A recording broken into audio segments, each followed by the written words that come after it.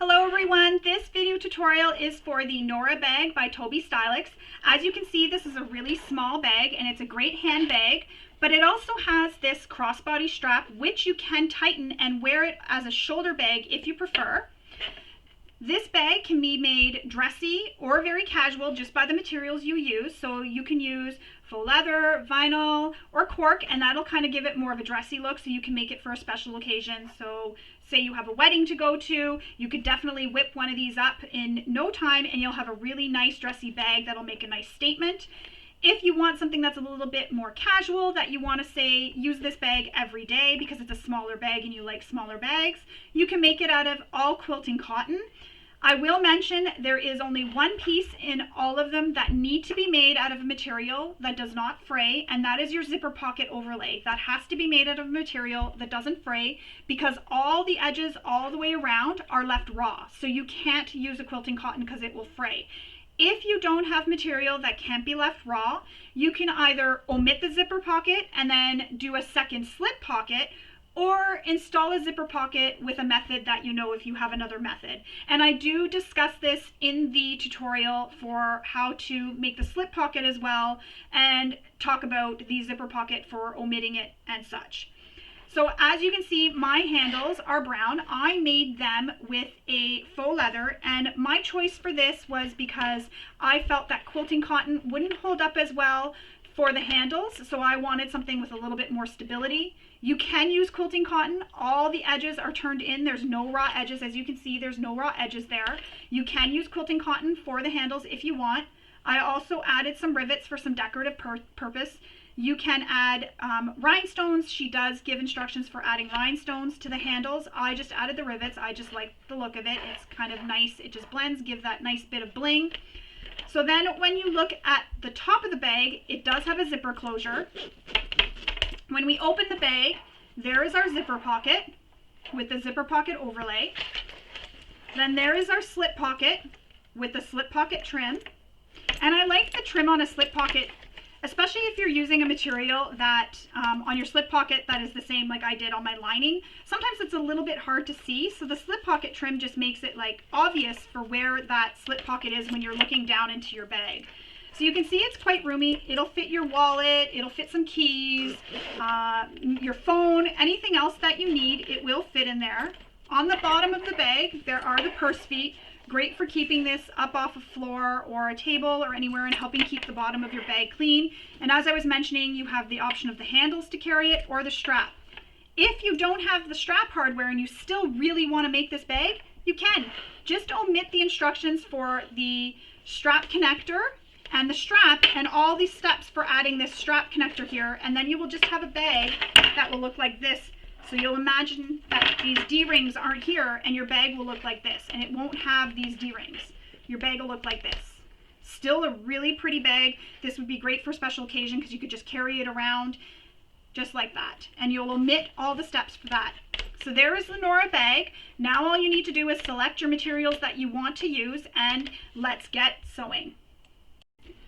So the very first thing you'll want to do is read through the entire pattern. There's some information in the pattern that you will want to make note of before you get started. Once you're done reading through the entire pattern, you can go ahead and print all your pattern pieces and then cut your pattern pieces out of the material you've chosen to use. For this Nora bag for the tutorial, I'm going to be making it out of quilting cotton. However, there are some pieces that I've used faux leather on. You can use cork or vinyl as well for these pieces. It's for the slip pocket trim and the zipper pocket overlay. These do need to be made out of a non-fraying material because they are left raw. I'm also doing my connectors out of the faux leather and my handles. And the reason I've chosen to do my handles out of faux leather is because I just feel that quilting cotton wouldn't hold up the same as a faux leather. Faux leather has a little bit more stability to it than a quilting cotton, and I just feel that over time this is a better choice. However, feel free to use quilting cotton for your handles. That's totally your choice. Whatever you have on hand, do go ahead and use it. And if you don't have a non-fraying material, again, you can, just like I was saying for the handles, you can omit these and just make your slip pocket so that there's no raw edges. Your zipper pocket, you will want to either omit it, or you can install your zipper pocket with another method if you do have one. And that's only if you don't have these non-fraying materials. So again, they have to be non-fraying for those slip pocket trim and zipper pocket overlay, because these are left raw. You can use quilting cotton for your handles. Again, as I was mentioning, I just feel that the quilting cotton wouldn't hold up as well as a material such as the faux leather, cork, or vinyl. So once you have all your pattern pieces cut out, you're gonna want to also label them. So I've labeled mine. So this one is D. I know that that's the handle pattern. I've also gone ahead and made some marks on my pattern pieces. So for example, on my lining here, I've already gone ahead and made the mark for where my zipper pocket and slip pocket will be. And I've also marked the centers, and then any of the marks, so this mark here, I've also gone ahead and done, and I have it labeled as well. And the reason why I make all these marks before I get started is I just find it's a little bit easier to have them all completed. I'm not really stopping, especially when I'm filming. I'm not stopping to go make these because I don't give any measurements, pattern pieces, or even show any rulers on camera, and that is for the protection of the designer. So you will need to have your pattern open either on your device or your printed pattern next to you while you're sewing along with me, so that you can refer to it as we're going along, because what I'll say is use the measurements given in the pattern, or there's a measurement that's in the pattern that you'll need to refer to for making this mark. So you'll want to have that open. Again, there is no pattern pieces shown, no rulers, nothing shown to give away any measurements for the pattern. So once you have your pattern pieces all cut, your interfacing all fused, and your marks, and again, also on here, I've gone ahead and made my marks for where my connector will go, a rivet. All my marks are made, as you can see. So once you have that all cut, everything cut, even your zipper pocket overlay, you can go ahead and cut out the opening. We are ready to get started on making our Nora bag. First, we're going to start working with our top zipper. For this, we need our 2 zipper panels. These are pieces J, and you need your main zipper. So as I like to do in the beginning is I like to get everything cut, as I was mentioning. That includes cutting my zippers to the lengths that are needed, and then I just label them with what they are for. So first, there are some marks that you need to make on the back of your zipper panels. So just like that. So you'll want to refer to the pattern for what the measurement of those are. Once you have those marks made, we're going to then take our panels and press them in to meet the line. So the short edges is where you're making those marks, and you're going to press the short edges in to meet that line, just like that. You can use some double-sided tape to hold it in place, or you can use a glue stick, which is what I like to use because sometimes I feel that using double-sided tape is a little bit costly. So where I can use glue to help save a bit of money and save on my double-sided tape, because we do use a lot when we're bag making, I use a washable glue stick. And this can be a washable glue stick that you purchase from anywhere, Walmart, Target, even the dollar store. It doesn't need to be the name brand. You can use any brand of washable glue stick that you want, and it's just your regular school washable glue stick. So again, I place the glue just either right on the edge or right before that line that I drew. Then I'll press the short end of the zipper panel in to meet that line, just like that. And what I'll do then is take this to my iron and I'll press it with my iron, and that'll help set and dry the glue. So I'm going to go do that on all 4 edges of my zipper panel, and then I'll come back and we will continue on with finishing our top zipper.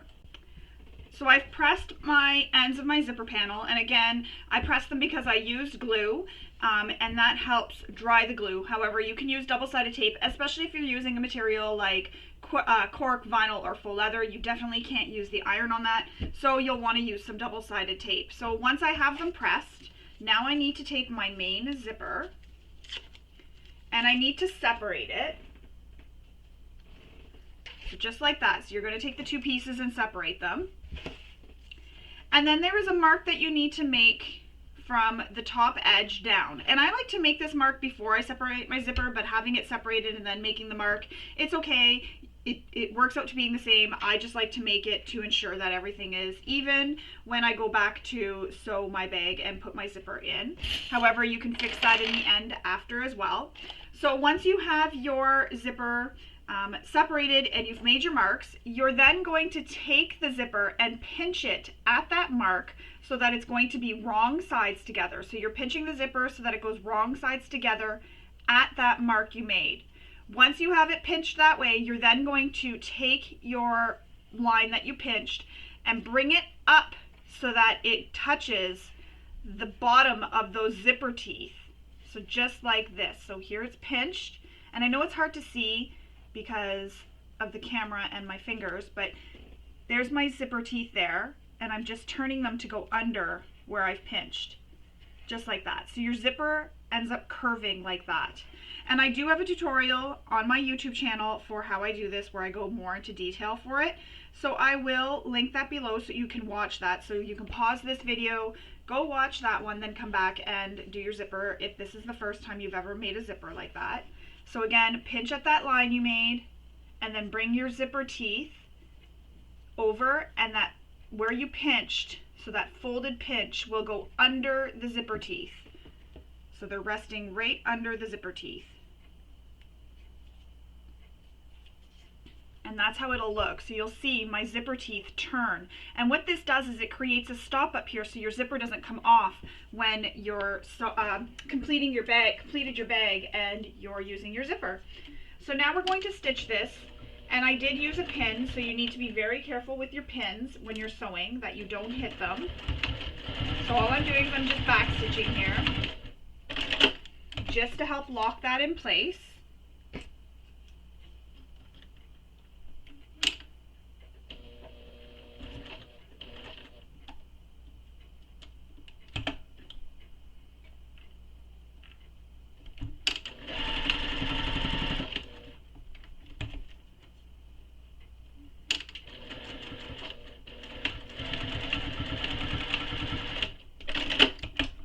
And then you'll want to trim any threads.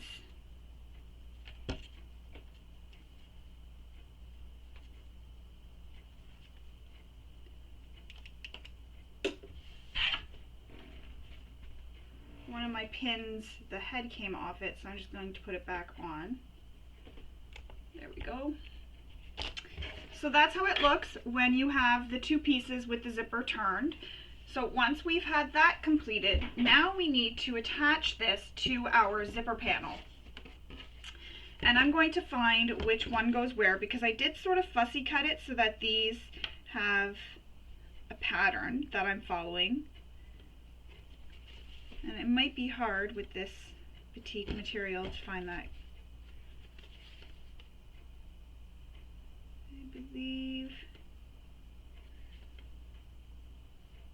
I think that's close enough. So now we're going to take it, and there's another mark that you need to make, which is right in the center here of your zipper panel.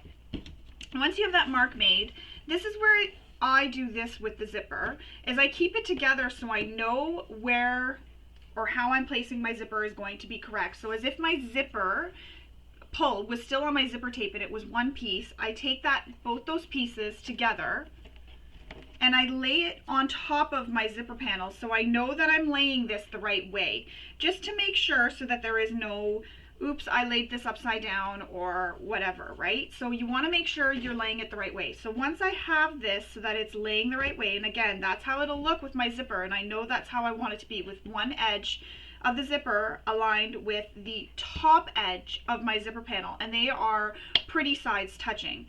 So I'll remove that second piece of the zipper, and part of your zipper tail will be hanging off because you're lining up the edge where we turned our zipper, so that clean edge, with the middle, or that mark that you made in the middle of your zipper panel.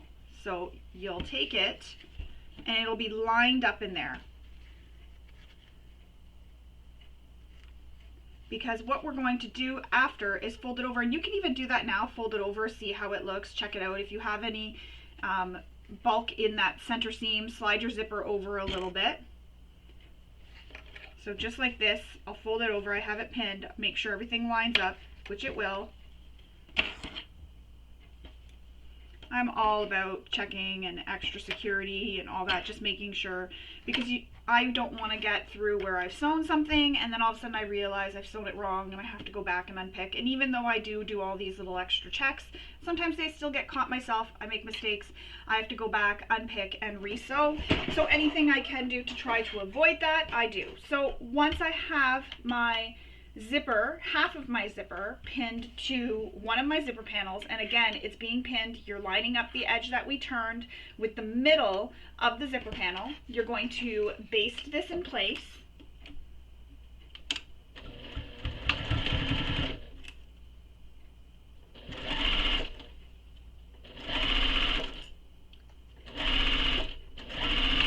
And you're going to sew all the way across, cut your threads.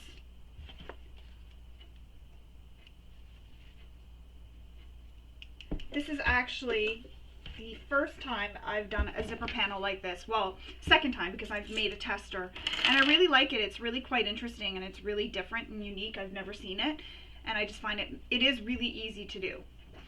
So back to what we're doing. Now that you have that basted in place, you're now going to take, as I mentioned previously, the other end and fold it over. Line up those edges where you folded your zipper panel under. Line them up. And then clip it all the way across.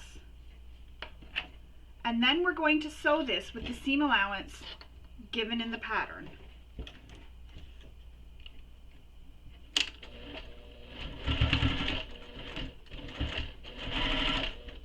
And if you need to, switch out to a zipper foot in order to get the accurate seam allowance for the zipper.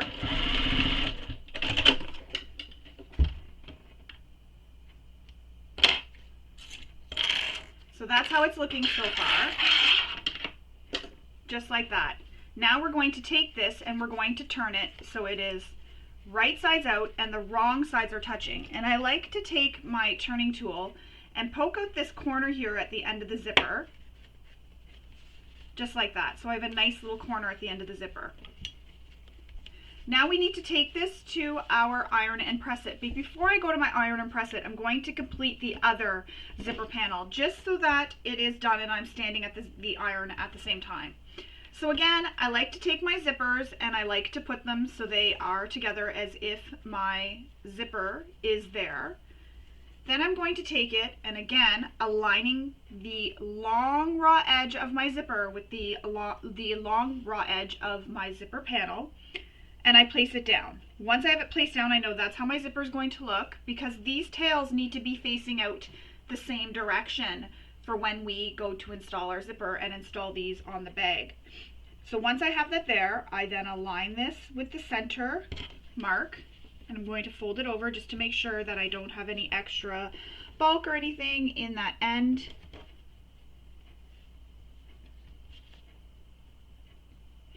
Line it all up, get it all lined up where you feel comfortable with it.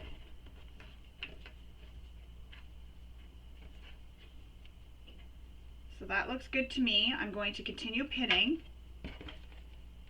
all the way across. And then I'm going to sew this again to baste it in place.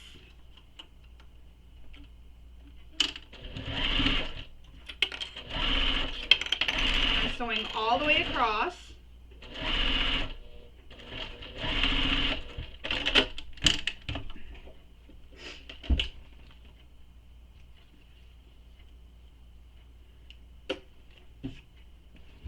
Fold your zipper panel back over, so now it is going to be right, the zipper panels will be right sides touching and the back side of the zipper that's now here. So the back side of the zipper is going to be touching the pretty side of the zipper panel. The zipper is sandwiched in between the two layers of the zipper panel. Then I'm going to take this to my machine and I'm going to sew this with the seam allowance, give it in the pattern.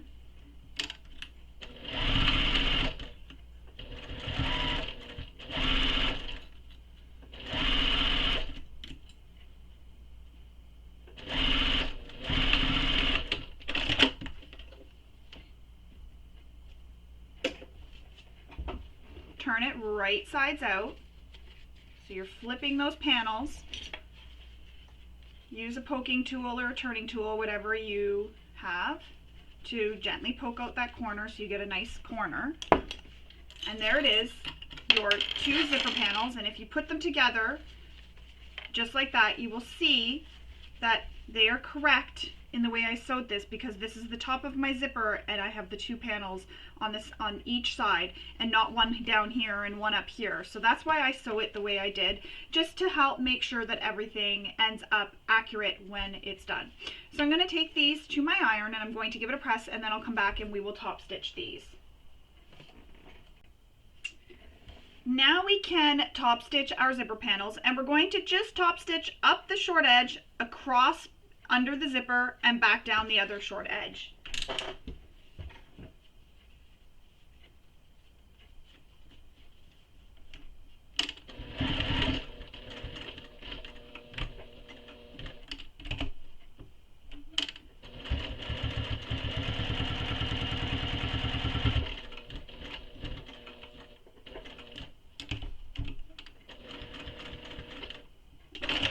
My zipper pushed my stitching off, so I'm going to pause this, because what happened was when I got to my zipper here, it pushed my foot off and now my stitching went off my zipper panel. So I'm going to go unpick these stitches and come back and I will restitch this and we will stitch the other one.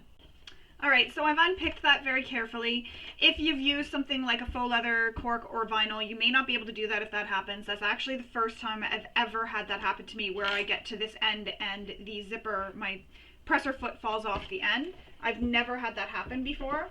So kind of nice to have it happen on camera, I guess, because you can see that sometimes these things happen. We just unpick everything and then re-sew it.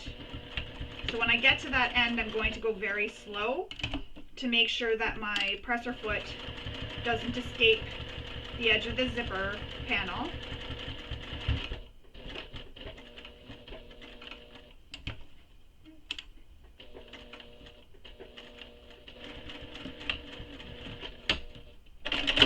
There we go. Much better that time.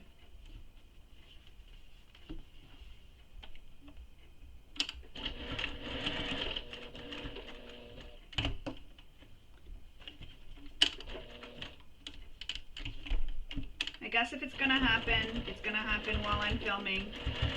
And it's a good teachable moment to show what to do.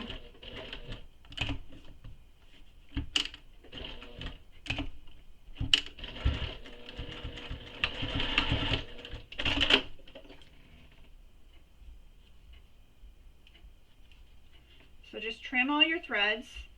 I like to make sure I trim them all so that they don't peek out on me later in the finished bag. I even trim if my fabric is frayed anywhere. I try to trim that up as well. Keep it nice and clean and neat. So there's the zipper panel and how it looks once it is all top stitched. Oops, see another thread. Now we need our main panel, so that is panel A. And you need to take the panel and find your centers, and also find the center of your zipper panel. And to do that, you just take them, fold them together, and I just give it a press with my fingers to get the center point marked. And I'll do that on both. So just fold it in half so the zipper panel edges align, and then press it with your fingers. Now, when we're placing this on our main panel, first of all, we need to take our zipper and we need to lay it so it is right sides against the right side of the main panel. And the right side is the side where the teeth would be, the top of the teeth normally. So what would be the top of the zipper that you look at when your zipper pull is on it? So that side needs to be against the main panel. And again, you want this to be centered on the main panel, so fold your zipper panel in half, find where the middle is, and line it up with your center mark on your main panel.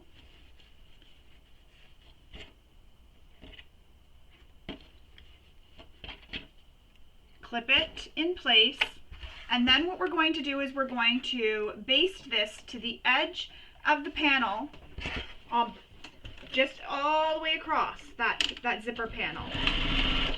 And if you've changed your stitch length to a different length, return it back to the length you used to stitch. So all the way across the zipper panel. Cut your threads. That's how it looks one side. And the reason why you've placed it so that that zipper is right sides touching the main panel is because when this is completed, you're going to take this and have this so that it's flipped just like that. So you want to see the top side of your zipper. So now with the opposite end of the main panel, so I flipped mine around, so now my zipper is down here. I'm going to take this and I need to, again, press it so that I find my middle, because where I pressed originally is kind of gone. And now you want to place this, again, right sides against the right side of the main panel. And you know you're placing it correctly if your two ends of your zipper, so your zipper tails, are pointing in the same direction off the edge of your main panel. So lining up that center mark on the zipper panel with the center mark on your main A panel, clip it all the way across, just like that. Now we're going to sew all the way across this zipper panel again to baste it in place. And you can use a longer stitch length for basting. I just like to put it right back to my regular stitch length after I've top stitched.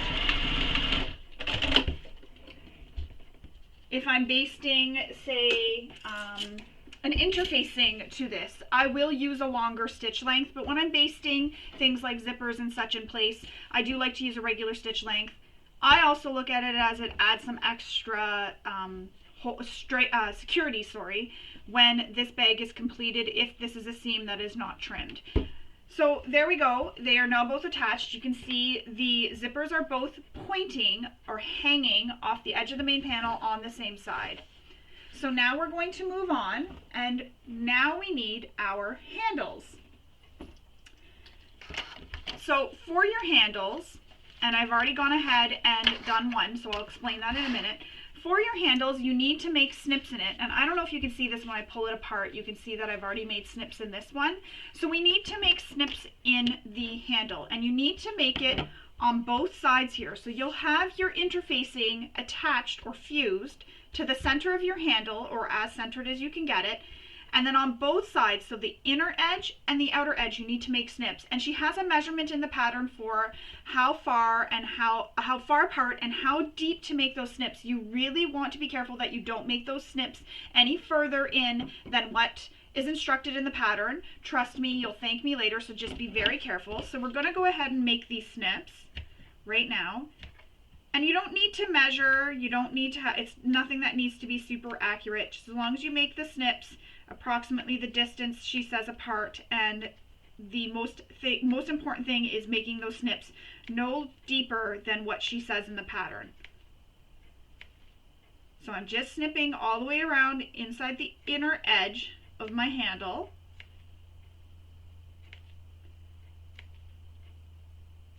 All the way around.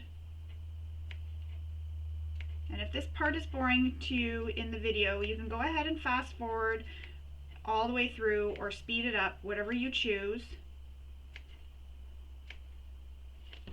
So I've made snips all the way around the inner edge. Now I need to make my snips all the way around the outer edge.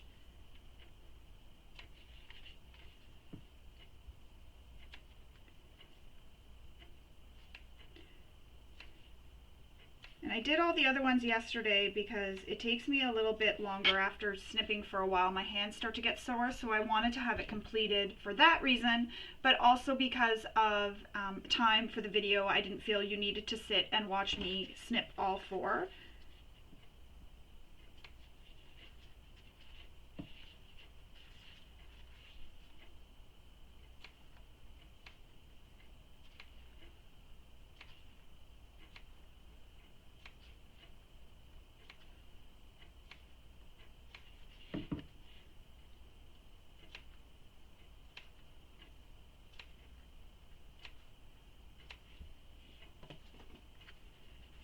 Sorry that this is taking long.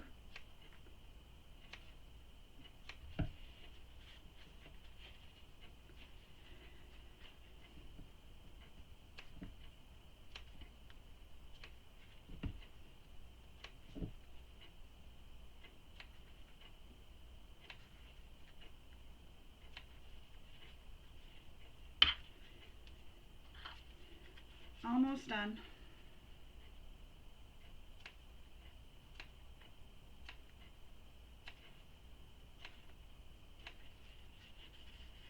Or maybe I'm not. I may have fibbed. I thought I was almost done.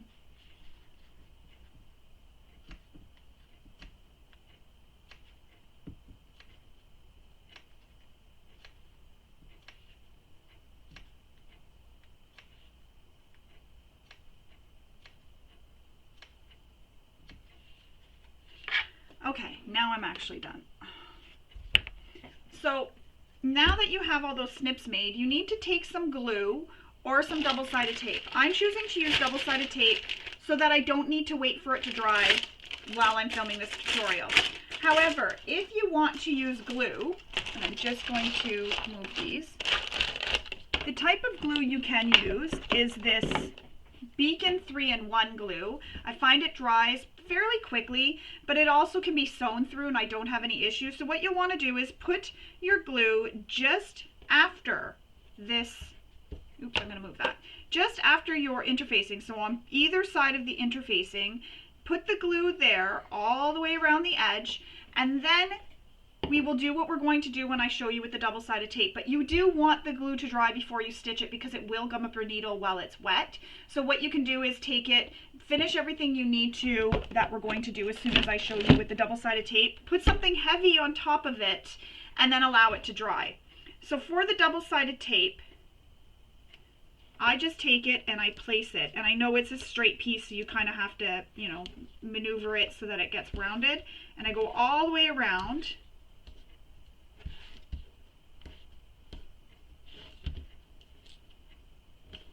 And this will be the same thing you'll do with that glue. You'll go all the way around this edge.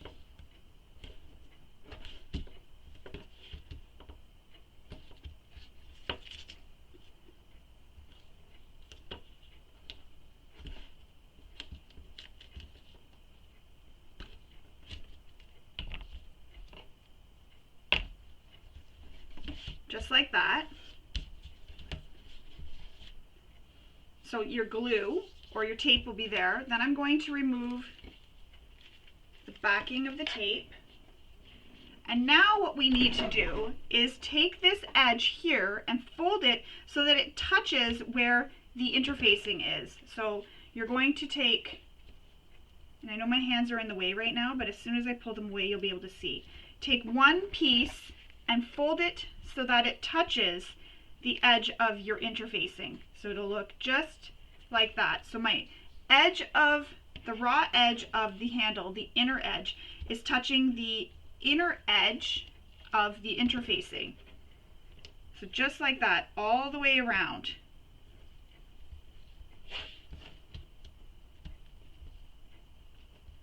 And those snips, if you'll notice, are now opening up and creating V's, and that helps spread the fabric so that you can take it and do this with it and press them into the edge. Because if we just had it all without the snips, you wouldn't be able to do this. So those snips are allowing this fabric to be able to be folded up, and it gives it the space it needs to be able to spread across the whole way. So there, that's how it looks. So I've taken the edge, the inner edge, and pressed it so it just touches the edge of my interfacing. Now we need to repeat that for the outer edge. So now I'm going to take my tape and I'm going to place it along this edge of my interfacing.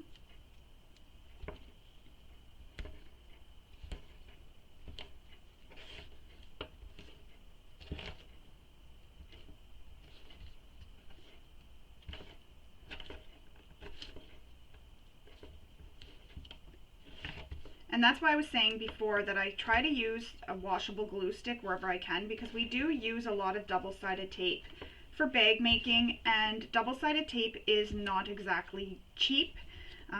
It can get quite costly. I get mine on Amazon, so I find it's fairly cheap there for a pretty big roll. But even with that, I'll end up ordering, you know, a roll every couple of weeks. I order 2 rolls at a time every couple of weeks because I do use so much. I'm just removing the paper backing. Now I'm going to take the outer edge, and I'm going to press it towards that outer edge of that interfacing, just like that. So all the way around, and this is where you will get a little bit of overlap, and that's okay. Just try to smooth it out as much as you can. So see, I've gone, press it. Now I'm going to press this down to touch the outer edge of the interfacing all the way around, just like that. And again, you will get some overlapping. Just try to smooth it out so that it isn't all bubbly. Touching the edge of the interfacing. Don't go over it. You just want to touch the edge of the interfacing.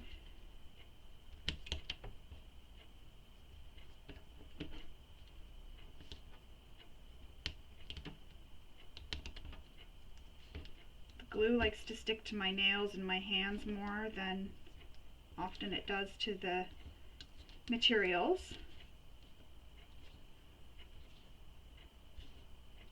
If I said glue, I meant tape.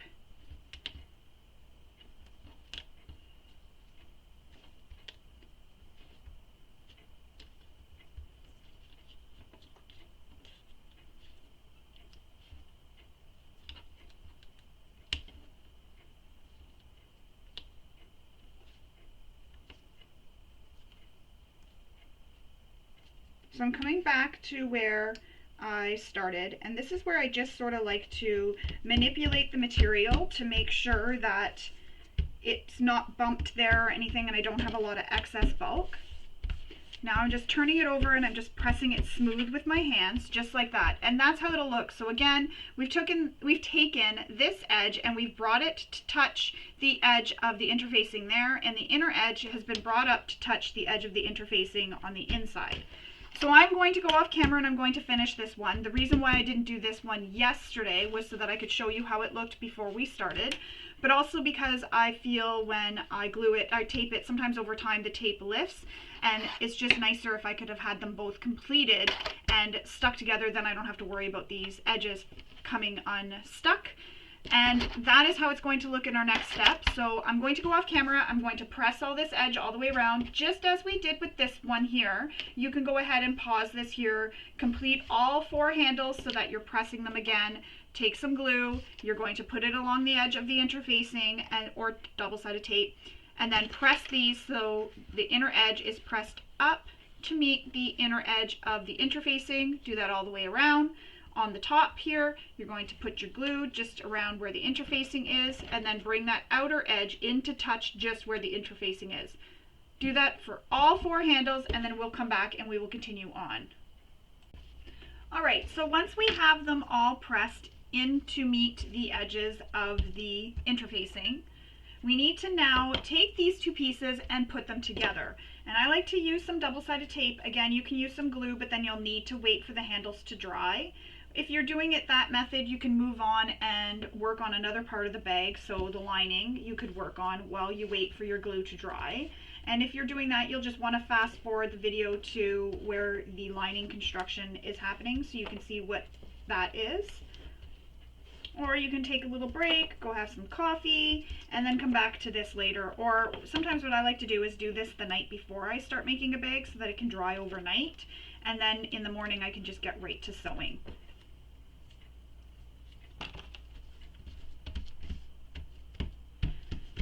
So now I have that, and again you can tell that the tape, it kind of starts lifting after a while, after it's been stuck down, and that's okay, that's normal.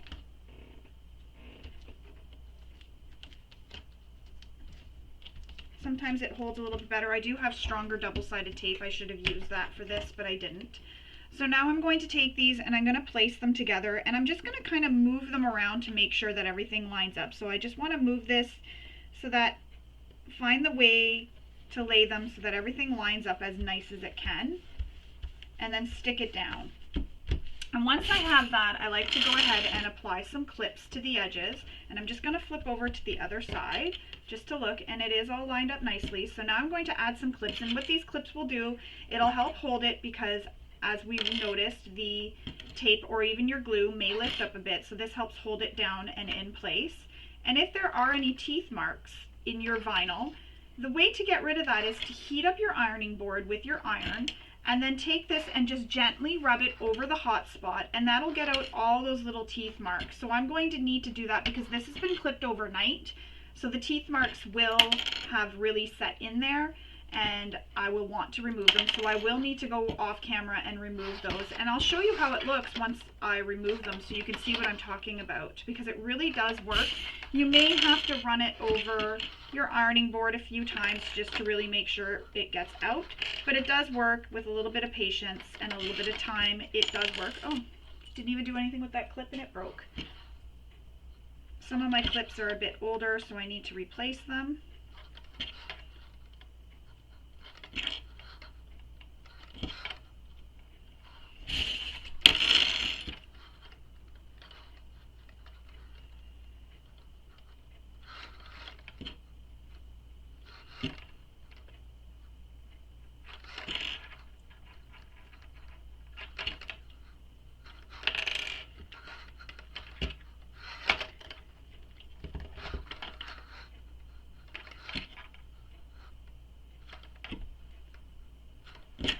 Alright, so once you have that all clipped and you're quite satisfied with how it looks, there are some marks you need to make on these handles, and I had already gone ahead and done them, and I did this before I clipped this together off camera, made the mark.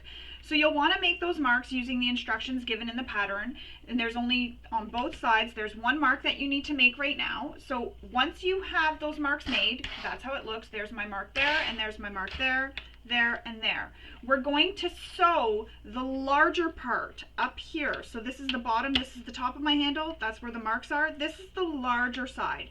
We're going to sew that larger side all the way around here on the outer edge and the inner edge using the seam allowance given in the pattern. And I'm going to switch out my thread to a thread that will match my handles because I am using a different color thread, and I just want the color to match my handles. Sometimes I like to have the color not match the handles, but for this bag I really want it to match. So I'm just switching up my thread. And you can use a slightly longer stitch length for this. I don't use my top stitching length for these handles just because they are holding the handles together. So I feel that using a top stitching length may be too long and it won't catch how we folded all those edges under. It might not catch them all.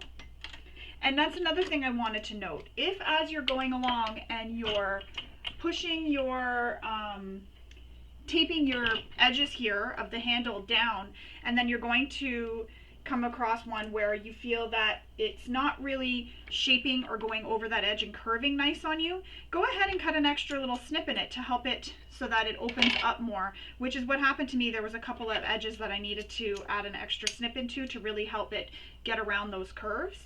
So go ahead and make extra snips if you need to.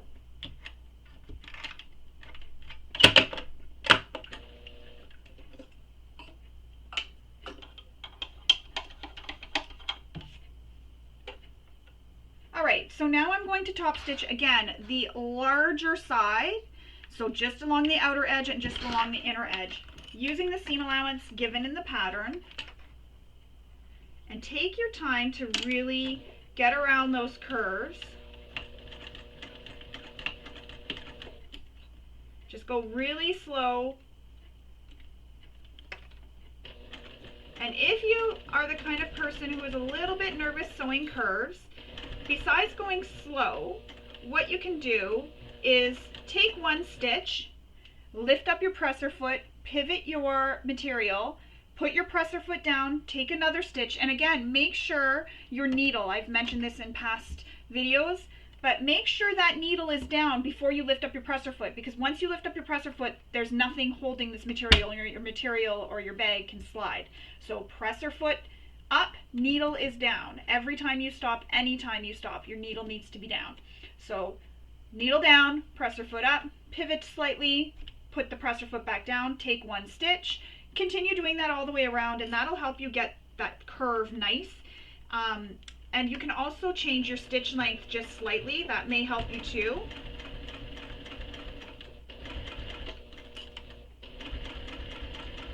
When I wasn't super comfortable sewing curves, what I had started doing was just on scrap material, I would cut it to be a circle, and then I would just practice sewing my curves so that I got better at it. And if this was just when I didn't have anything that I was sewing or anything going on, so I just had some extra time, it just really helped me be able to sew those curves.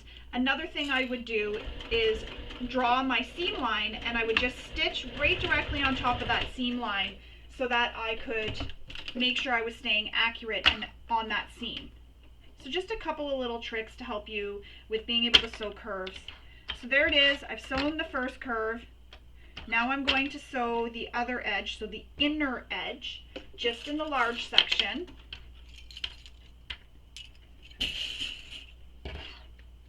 Again, taking my time, I'm not rushing.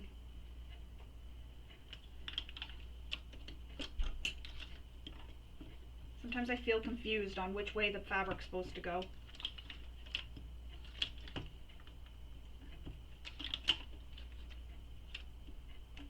So starting right at that line and going around the curve.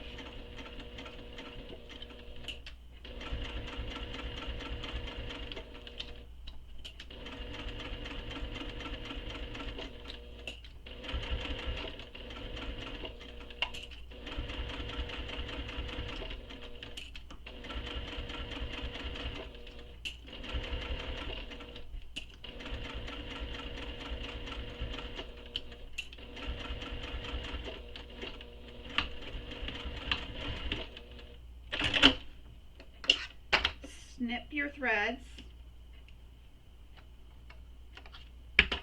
and I meant to leave long tails. I didn't mean for it to use my automatic cutter. I like the long thread tails just so that I can make sure I don't get any nesting, and I also get my threads clipped as close as I can. So that's how it looks so far. We've got the one edge all sewn. I'm going to leave clips where it's not sewn just so that they're there. Now I'm going to repeat that for the second handle, sewing the outer edge using the seam allowance given in the pattern, starting and stopping right at that mark, and this is the bigger side that we're sewing when we made those marks.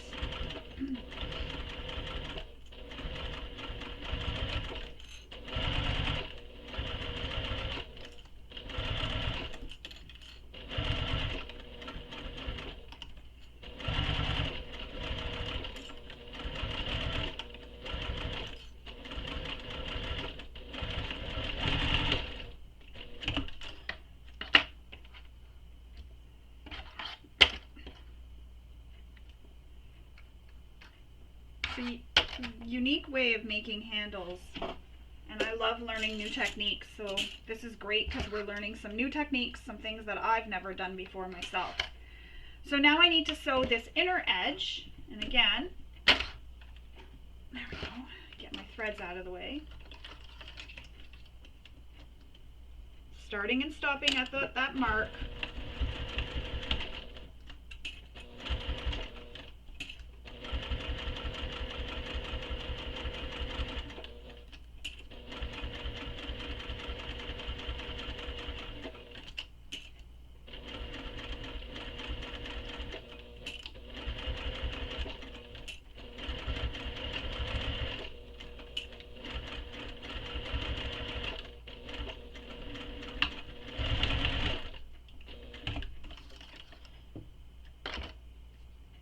Trim all your threads.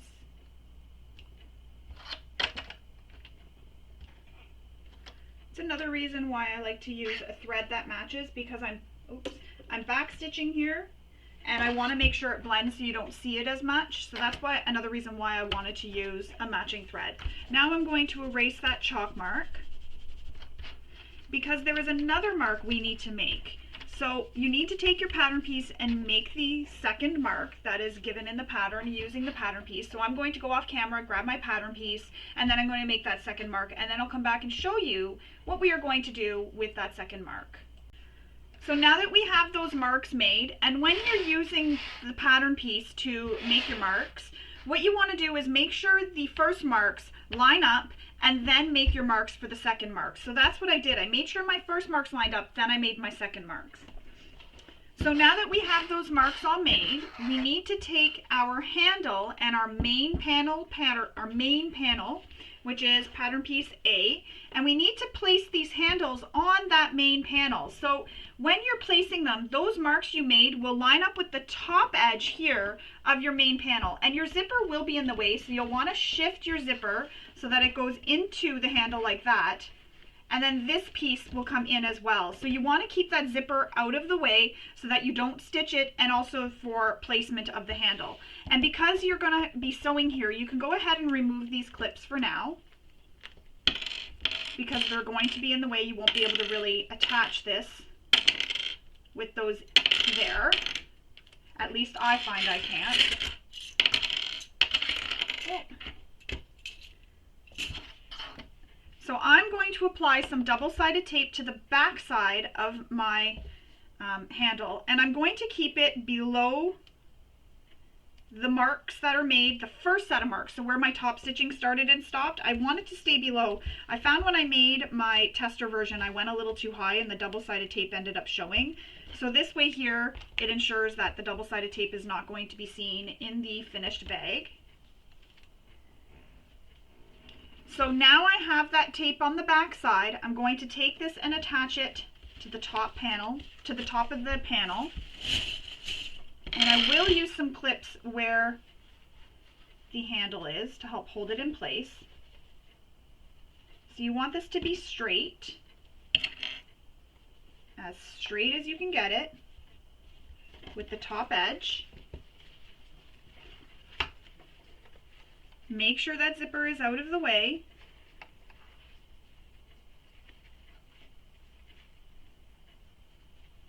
So the line that you made from the pattern piece is lining up with the top edge of the main panel.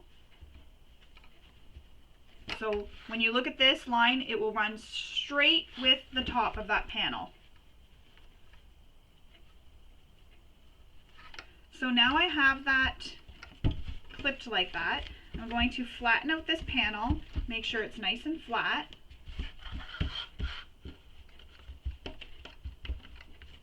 If I tuck my zipper under, I can see that this stays flat when it's attached.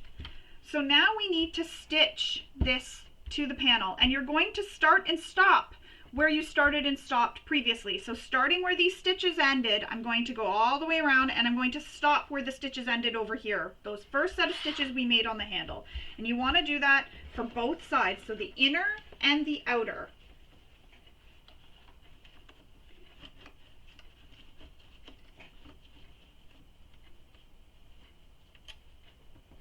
And I like to sit back, and I like to kind of just be able to see, because I can't lift my presser foot up on this machine any higher than it is, because it's a knee lift and I can't bend that knee that I need for it, and it would be in my way right now if I kept it attached. Anyways, so I just like to sit back and look and make sure. Once I know it is in the exact spot where I stopped, I go ahead and start stitching. Again, take your time going around these curves.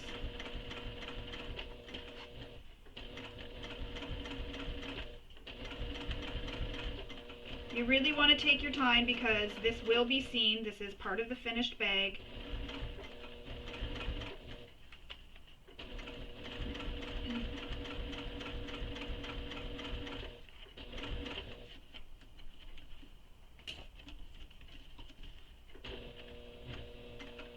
And I'm coming back to where I stopped previously.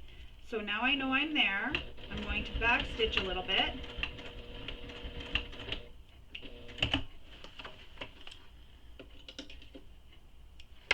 Cut my threads.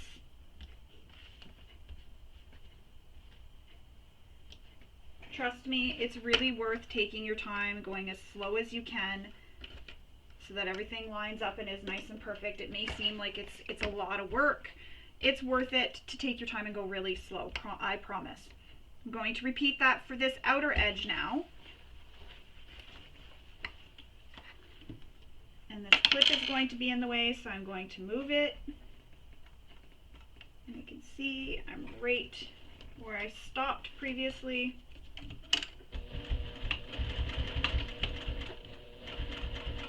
And I'm just making sure that zipper is kept out of the way as I was going around. so to not hit it.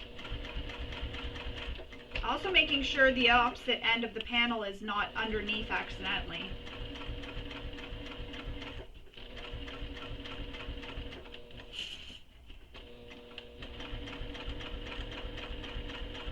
So I'm approaching back where I stopped previously, so I want to make sure that I stop back in the same hole that I stopped in previously.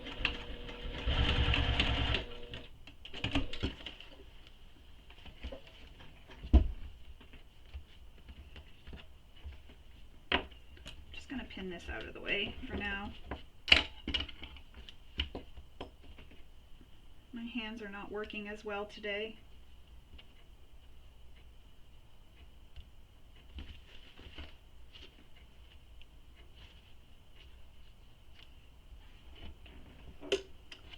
So that's how the first side looks. And when we flip this, you'll see that the zipper is not caught in the sewing. So that's how the first side looks. Once it's all stitched, I'm going to remove the mark.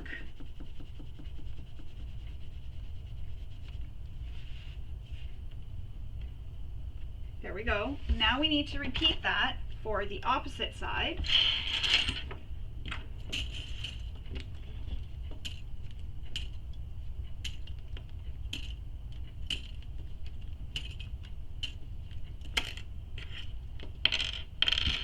So again, apply some double-sided tape. Keep it below where you previously stopped and started.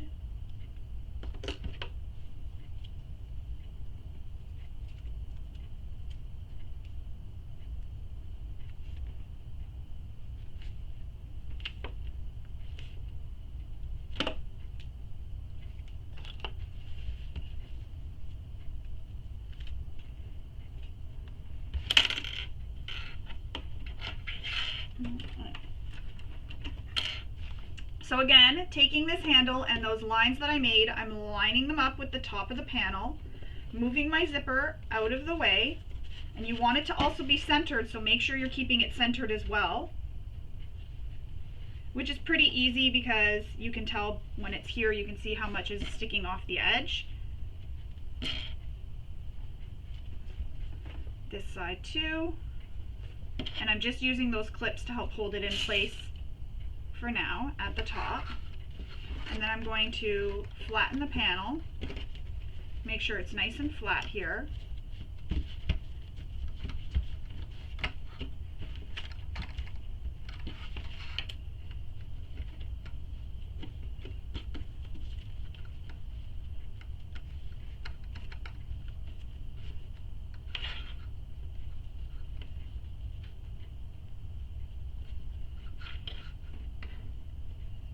Wanting to fight me.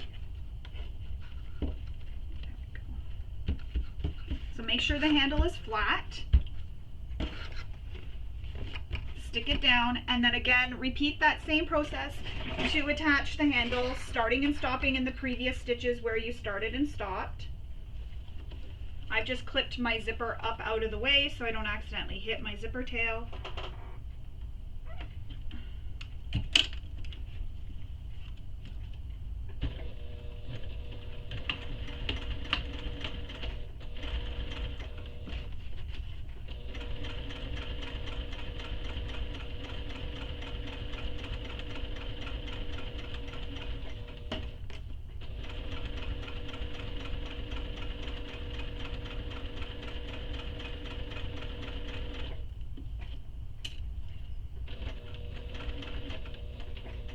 Make sure I'm stopping back in that place that I started.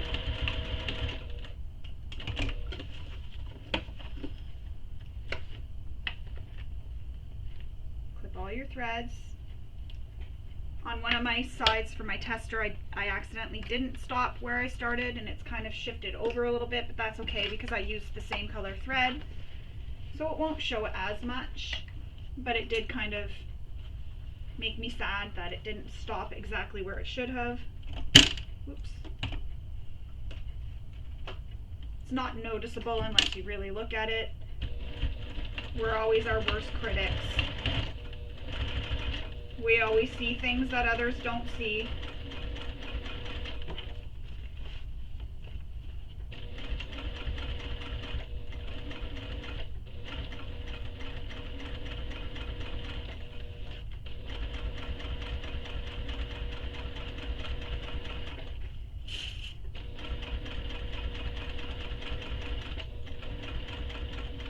Approaching back where I stopped previously. I want to make sure I stop right there. And I've just cut that, but that's okay because it's pulled to the back.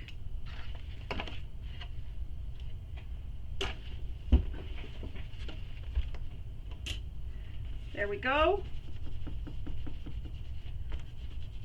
Both sides of the handle are attached, and I'm just using the sleeve of my sweater to erase those marks from the chalk. Now this is where you can add some rhinestones or whatever you want to the edges here. I'm going to add some rivets, just some extra bling. Sorry, I lost track of what I was saying, so I'll just show you. So I like to use 4, and I just place them so that they're even. I know they're not even where I'm putting them, but I just want to show you because I don't have the rhinestones that is mentioned in the pattern to use. So I'm just going to take these and making sure they stay under where I stopped and started so that I don't interfere with how the bag is going to be constructed later. So you don't want to put it up high up here. You want to fold this down and put it where you stopped and started. So underneath where you stopped and started sewing is where you want that first rivet to be put. And then just like that. So I'm going to go off camera, I'm going to go install my rivets, and then I'll come back and I'll show you how it looks. And you can use rivets, you can use as many as you want, you can use rhinestones as Toby mentions in the pattern, you can use whatever you want to decorate your handles. So I'm going to go do that and I'll come back and I'll show you how it looks. So here's how it looks with the rivets attached to the handles. And on the back I like to use some Decoville Heavy or Peltex, so here I use Peltex, and I just cut it here so that it stays out of where this seam is going to be and out of my side seams. Moving on, we are going to attach our purse feet if you are choosing to use purse feet. And my purse feet don't have washers, so I need to use some Peltex behind them. And I know approximately what distance I need to cut my slits for the prongs. However, if you have a washer, you will place your washer down, you will take your pen, and you will draw the lines for where your washer marks are for your prongs. So you'll draw the lines, you'll do that at all 4 places. Once you have them, you'll then take your seam ripper and just carefully cut slits in your material. You can use the interfacing like I'm doing, but I have to really make sure I have it because I don't have that washer, so I need that extra stability behind.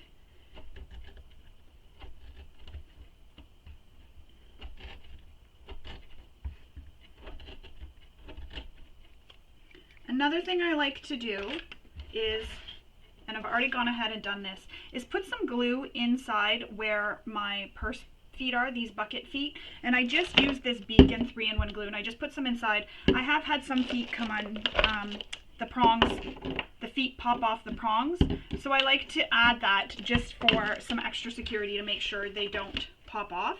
Now I'm going to use some fray stop where I cut those slits because I am using quilting cotton. Well, this is a batik, but I am using this and it will fray.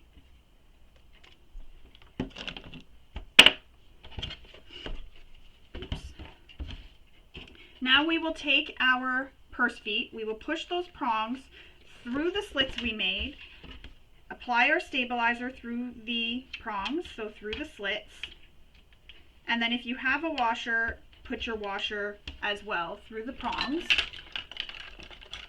I use a pair of pliers to grab these and turn them.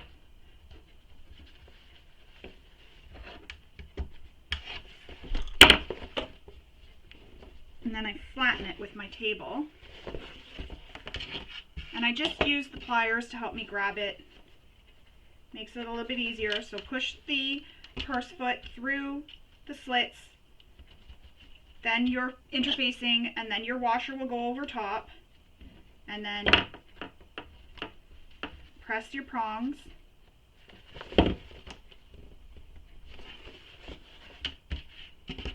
The other side. And if you don't have purse feet, you don't have to add them. However, I've seen people use buttons for purse feet. So if you have some buttons, you can hand stitch a few buttons for your purse feet if you want to make this, if you're making this or you want to make this a bit more of a fun bag. You can add some purse feet with buttons.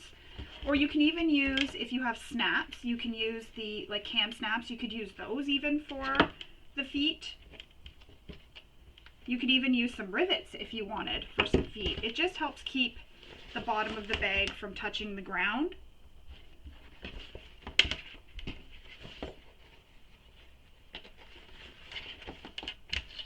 Or not the ground, but the floor or wherever you're putting the bag, sorry.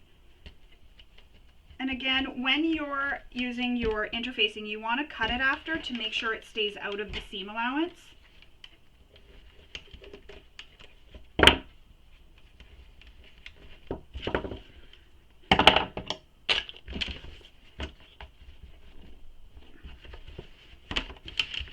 So I'm going to cut that now.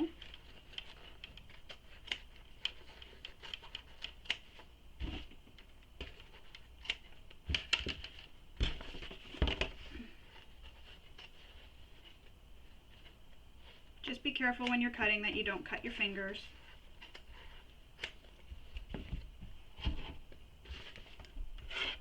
There we go. Now I'm going to use some duct tape and I'm going to place this over the prongs. This does a couple of things. It helps hold those prongs down, but it also helps protect the prongs from rubbing through the material over time. So the material that they'll be touching will be the lining. It'll help prevent it from rubbing through and snagging on the lining over time. Another reason I turn my prongs so that they fold over like that, kind of hugging the fabric, is I have had purse feet fall off in the past when I was pushing them so they went out. I had them fall off. I don't know how it happened, but I've had a couple fall off, and then I decided to start pushing them so they hug the fabric instead.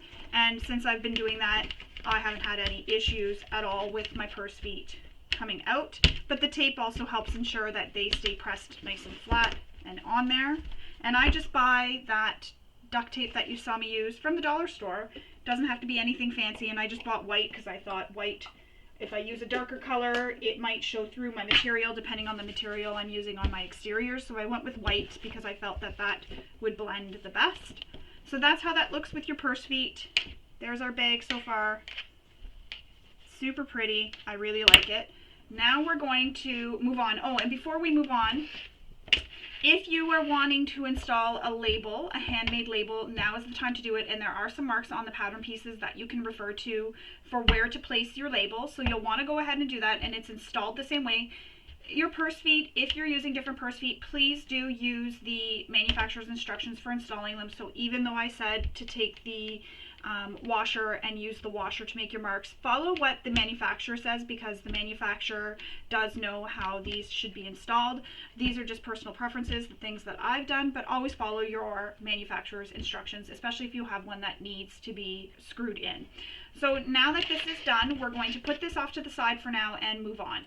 Next, we need our side panel connectors. So that's these pieces here, so piece G. And we need some double-sided tape. If you're using quilting cotton for this, you don't necessarily need double-sided tape. However, I will make a suggestion. If you are using something like double-sided tape, not double-sided tape, quilting cotton, you'll want to add something to reinforce the strength of the connector. So what I've done in the past for my connectors and my straps when I'm using quilting cotton, and sometimes even when I'm using a faux leather, cork, or vinyl, because it helps this as well, is I'll attach a small strip of interfacing, so Decaville Light or Decor Bond, anything equivalent to that, just down the center. So whatever the finished width is of your connector, you will cut it 1/8 of an inch smaller than that, and then put it down the center, fuse it to the center. And that'll actually give you that extra strength in your connector, especially if you're using quilting cotton, or if you're using a vinyl that's kind of stretchy, that'll give you that extra strength in your connector. You can also use a piece of gross grain ribbon, and this is what I often do when I'm making quilting cotton or quilting cotton straps or connectors, because the gross grain ribbon helps add that extra strength and stability in the straps. I have been forgetting to do that with my video tutorials because I'm so busy focusing on making sure I'm following the pattern, so I do forget to do it. But however, I do like adding it because it does add that extra strength to the straps so that it doesn't stretch over time or break. It just gives that extra strength. So if you are using a quilting cotton, you may want to reinforce your strap connectors and maybe even your strap. I will admit the strap is not as necessary because we do fold it so many times, so it does give it that extra strength, but I did previously like to add it just to give it that extra strength. So moving on, you have your strap connectors. You want to make a line down the center. So once you have that line made down the center length of the strap connector, we're going to add double-sided tape on both sides.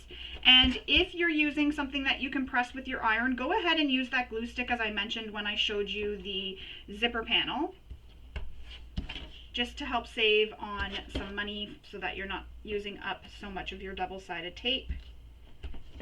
I can't do that right now because I'm using my faux leather here.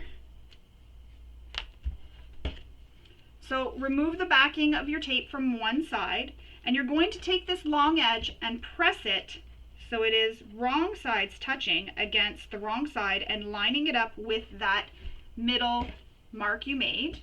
Repeat that for the other side. Again, long edge meeting the middle, just like that. And here you can have these two centers touching, but when I make a strap, I like to leave about a 1/16 of an inch gap maybe between, so that when I fold it, you don't have that extra bulk being put into the fold here, into the center. And we'll discuss that more when we get to making the strap. So that's how that looks. I'll repeat that for the opposite side, or the opposite remaining connector. So press the long edge in to meet that center mark.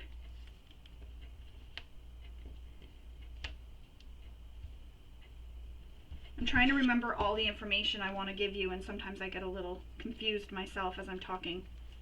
So that's how it looks. We're going to top stitch these on both sides using the seam allowance that's given in the pattern.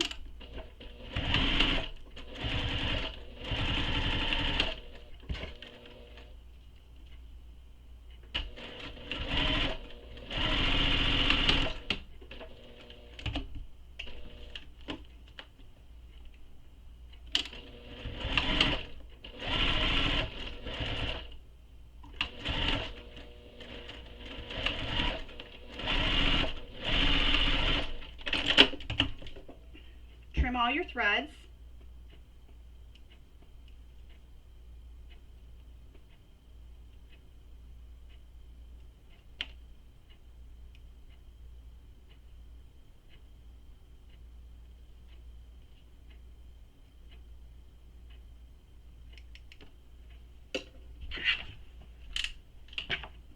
And that's how the two connectors look when you have them all top stitched.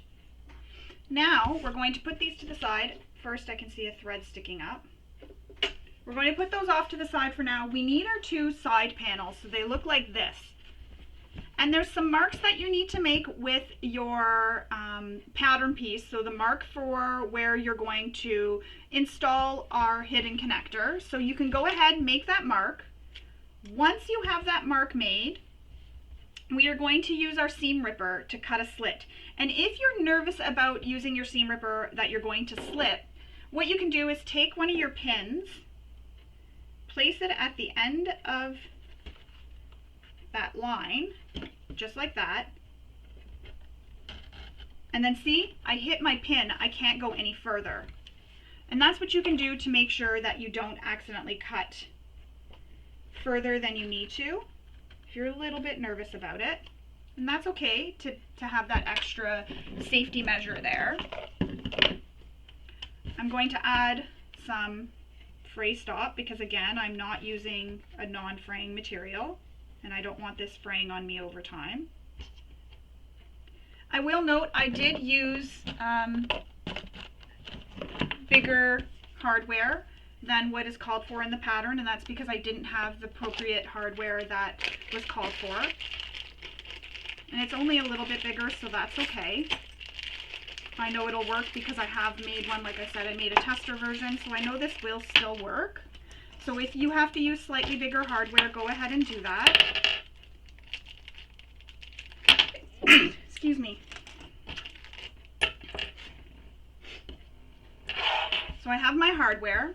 Now what we need to do is take this and slide it through from the back side to the front.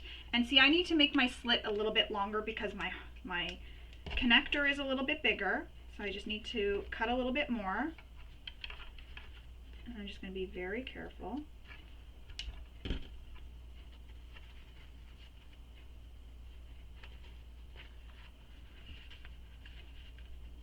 So we need to slide that through. So when you're sliding it through, you're going to have it so that you can see where the folded edges are. So it's going to seem a bit wonky, but it's going to be wrong side facing up right now, and you're going to push it through. And you can do this from the back side or the right side. When you're doing it though, you want to make sure that this piece is sticking out the bottom, and there is a measurement for how far this will be sticking up after. So on the back, how far up on the back it will be. So you can go ahead and take your ruler, and I'm just going to do this off camera and make sure that it is the right amount, because that's not something I like to show on camera, is the measurements. So I'm just doing that so it's good. So that's how it's going to look. So remember, you're seeing the wrong side of the connector right now. Then you're going to take your, oh sorry, before we do that, we need to stitch here just below this where the connector is put in. So you need to stitch that using the seam allowance that's given in the pattern, and you're just stitching on top of the connector.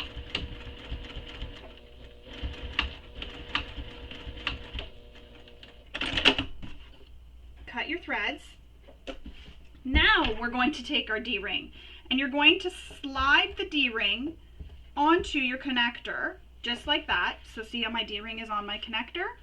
And then I'm going to push the other end of this connector back through the other side. And this may feel a little bit hard to do because you have another piece here that you're sort of pushing against. But you can do it.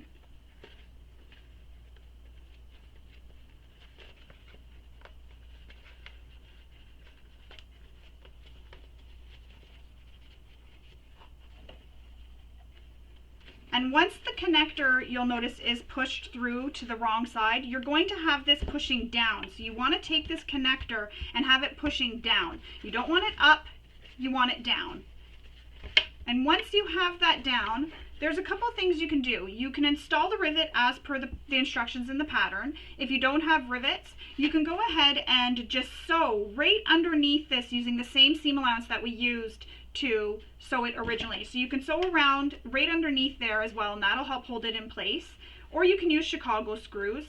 If you're worried with sewing that it's not going to have as much strength, you can always sew a box. So find where that connector is, sew a box, and then sew an X here as well. Just an extra option for something to do if you do not have rivets. So I'm going to go ahead and install the second one the same way that I installed the first one. And then once I have that all put together, I'm going to punch my holes with my press, because I don't feel that you really need to see that on camera. You're just using a press or a handheld press to punch your hole where the hole is marked for adding your rivets. So you want to punch the hole there.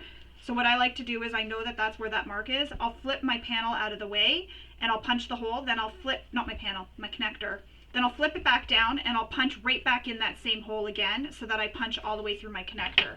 So I'm going to go off camera and do this, but maybe first I'll show you again. So again, I'm going to push my connector through,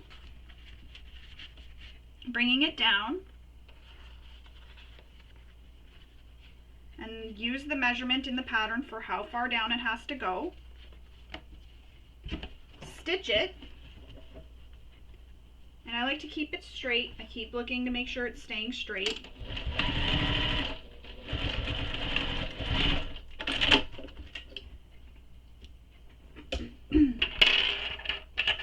Slide your D-ring on, and then pass the end of the connector back through that slit that you made.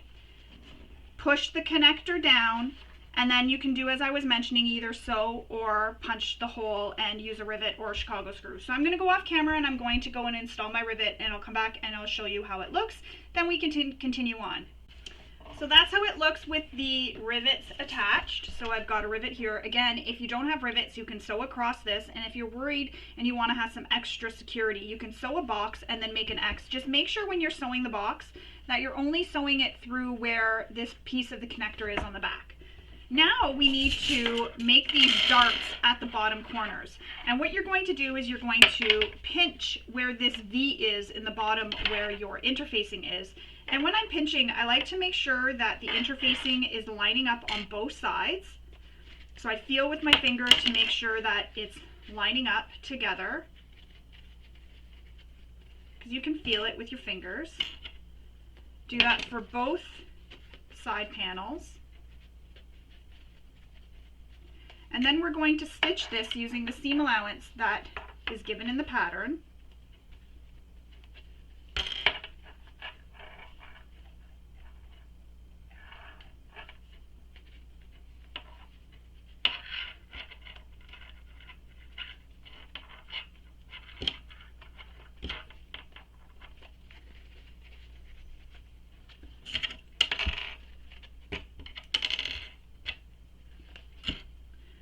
So now I'm going to take this to my machine and I'm going to sew this using the seam allowance that's given in the pattern.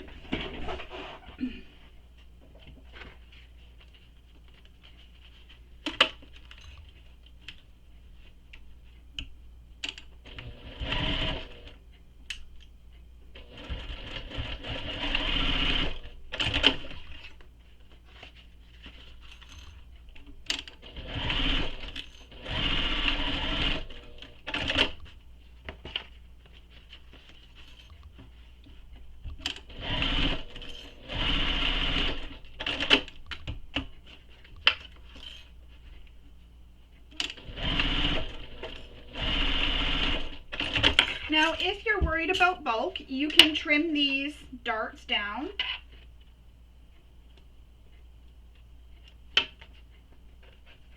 However, I'm going to leave them.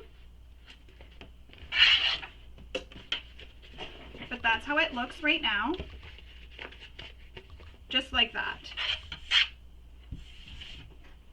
So now we need to take our exterior panel, and we need to mark the centers if you haven't already done that. Your centers here and your centers of this side panel as well at the bottom. And like I mentioned in the beginning, I make all my marks before I start so that all my centers are marked. So now what we'll do is take your exterior main A, place it right sides up, and take the bottom of the side panel, and this is going to be wrong sides up. So the right sides are going to be together. So right side of the main panel against the right side of the side panel, and you're going to clip this so that those center marks, so the center of the bottom of the side panel is lining up with the center of the side of the main panel. Clip it across. So I like to add some clips here at the bottom just like that, and then I'm going to pin my zipper out of the way.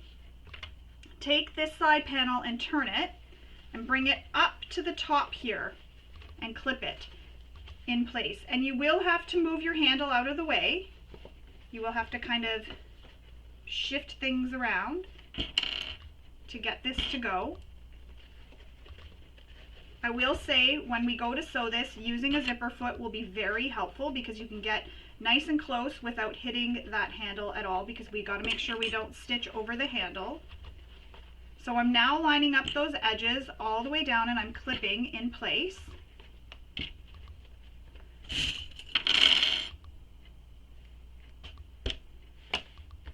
There's another clip probably broken in there somewhere because I just found another broken piece of the clip. So there we go, I have one side pinned. Now I'm going to pin the other side, and again I'm moving my zipper and I'm clipping it out of the way so I don't hit it. Move your handle, don't be afraid to bend it down. And I did forget to show you how I removed the clip marks on my handle, so I'll do that after because I can still see them a little bit. Not as much, but I can see them a little bit. So I will show you how it looks and what I've done after once I've removed those clip marks. Sorry, I forgot to do that. I know I mentioned I would. So I'll show you when we're done and the bag's all pressed how it looks. As you can just sort of see a little bit of teeth marks. I know it's hard to tell on the camera. They're there if you look closely enough. Not terrible enough that if I forgot to do it, it wouldn't be so bad. Nobody would really notice. So I'm just clipping all the way around, making sure to line everything up nice and neatly.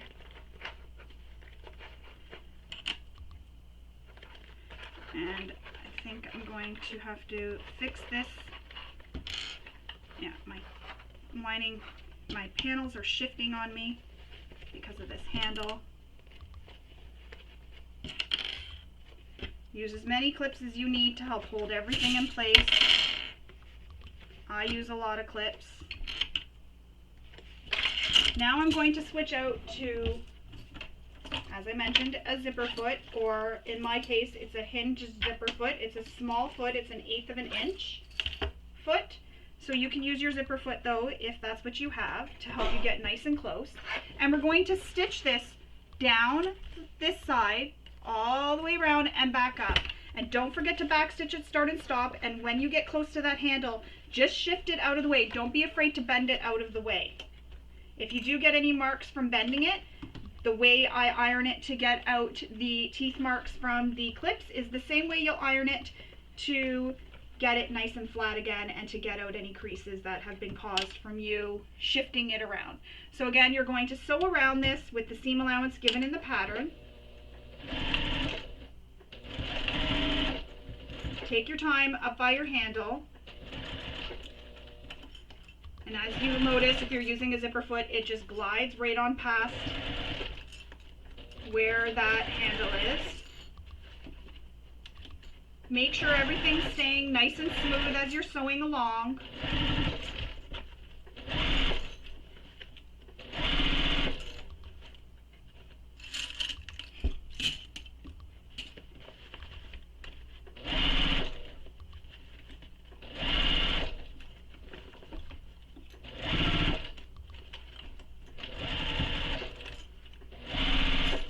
And I try not to move too many clips at once because I like it to be held in place so that nothing shifts on me. And again, I'm coming up to where my handle is, so I really want to be really careful and go really slowly here to get by that handle without stitching on it.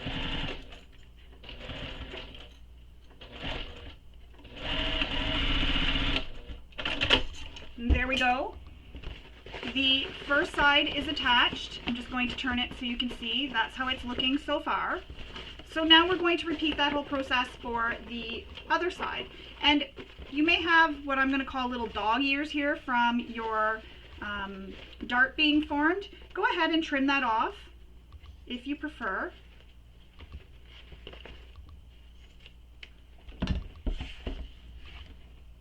There we go. Now we're going to repeat that for the second side. So lining up those center marks on the bottom of the side panel with the center mark on the main panel side.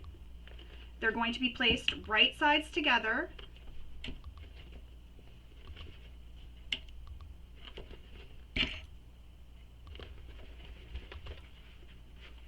Moving my handle out of the way. If you use quilting cotton, you'll find that it's probably a little bit more forgiving in terms of the handle being able to be shifted out of the way. The one I did for my tester version, I used a bit of a thicker vinyl. It's a little bit more stiff. It's got a lot more structure than this faux leather has. So I found it was really tough to sew around by where that handle was. Even with my zipper foot, I still had a little bit of a hard time because that handle really didn't want to shift out of the way for me. It kept wanting to spring back. So I really had to go really slow, and I had to use a lot of clips and a lot of pins. And I believe, if I remember correctly, I kind of clipped my my handle over like this to the top of the bag to help hold it out of the way.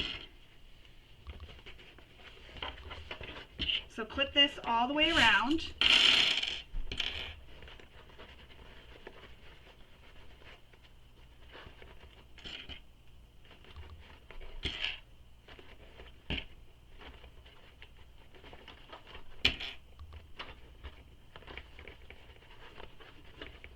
Toby always has these really interesting and unique designs. I really enjoy sewing them, and I love that I get to be a tester for her and get to see her patterns first, and then I get to be really excited for release.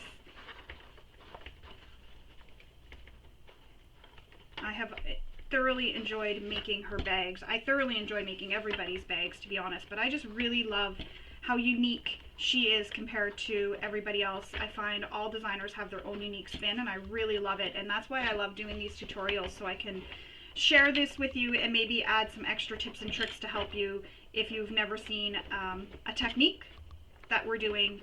I can show you how to do it and explain it a little bit more, because for visual learners, sometimes you need, even if you're not a visual learner, sometimes you just need that extra little bit of help to see how something's done. So I really like that Toby, for this bag especially, has all these extra little unique designs that I have not seen in other bags, and all designers really have their own unique spin on bags, and that's what I really enjoy about getting to test and make all these bags and also film these tutorials, is I get to share all these unique designs and I get to try them out, and it also helps me grow my sewing knowledge as well, so that I can share it more with you all. So now I'm going to sew this side seam the same way I sewed the first side seam, and again keeping my handle tucked out of the way.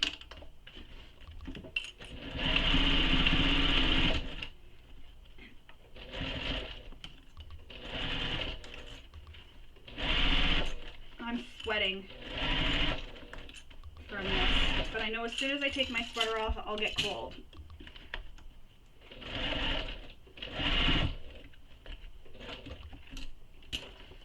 Just take your time. I know I tend to sew a little bit faster when I say take my time, but take your time. You can always pause this video, come back to it when you're done, or speed it up if you've gone ahead.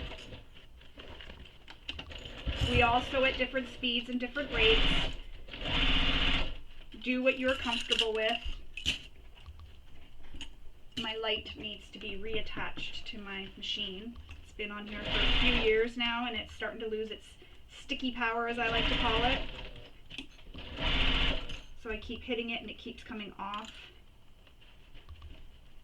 So I'm back up by my handle here. And you know what? I had no bobbin. So I need to go and put my bobbin back in, fill up a bobbin, and we will come back and we will continue on. Alright, so all fixed. I went back and stitched the side panel where I had stopped with the bobbin, and to fix that, all I did was I went back a bit from where my stitches stopped. Hang on, I'm just cutting a few threads here.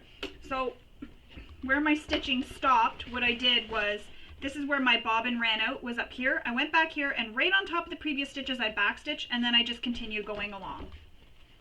Now we need to turn the bag so it is right sides out, and we need to top stitch these sides, so you'll want to use some clips to help hold it in place, and you're starting and stopping, there's a measurement for where you're starting and stopping from the top, so you'll want to refer to the pattern for what that measurement is.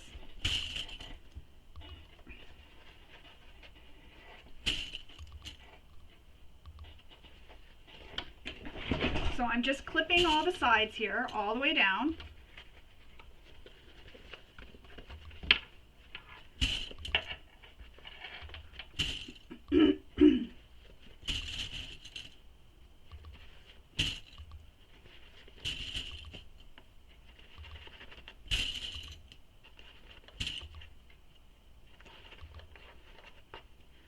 So I'm going to go off camera and make the mark for where I need to start and stop. So it's a measurement down from the top.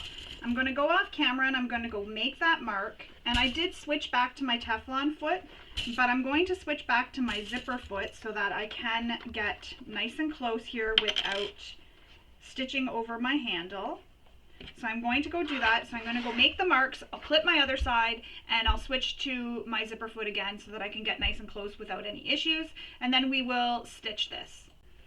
Alright, so I left my foot, my regular foot on because I do find that I'll be able to get around there given the measurement of where we start and stop. So I'll be able to get around it. So starting and stopping at that measurement, excuse me. Make sure your handle is out of the way. And you can increase your stitch length here too. I forgot to do that in the beginning, but that's okay.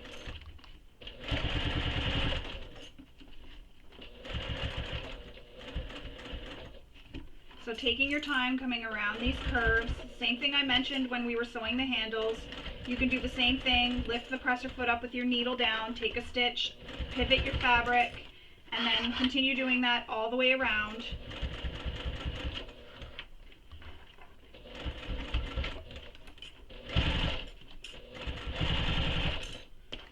Excuse me. So my handle, I'm just shifting it out of the way and that zipper so I don't hit them.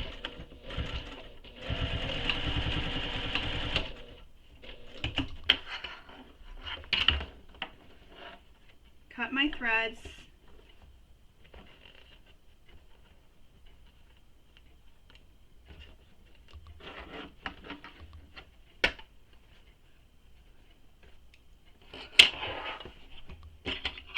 And repeat that for the second side. And that just helps give the bag its shape that it needs.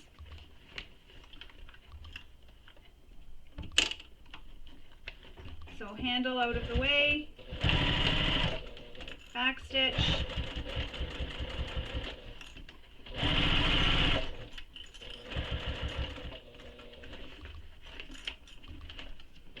I'm also checking as I'm going and feeling to make sure that everything stays flat.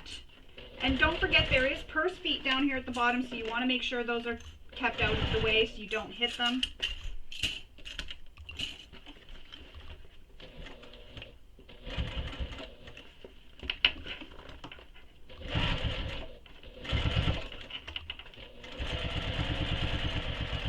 Coming back up to where my handle is, I'm shifting my handle out of the way.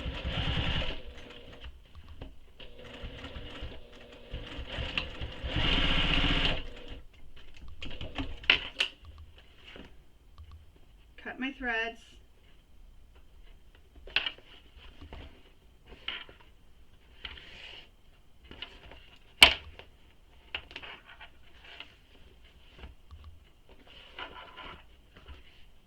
Oh, here they are.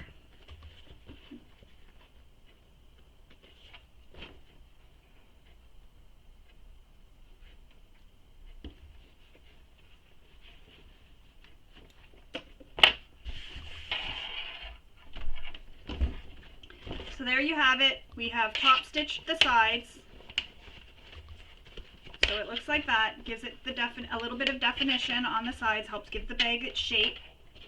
Now we need to add our main interfacing.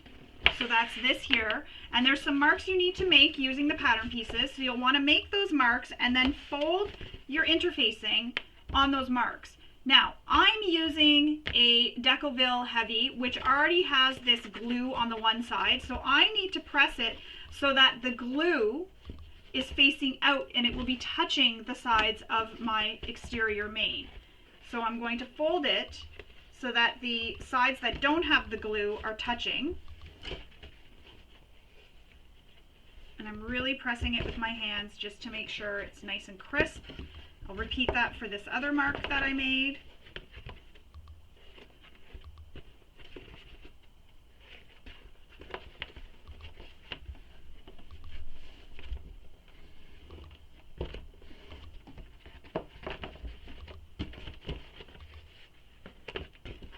Then we'll insert this into our bag.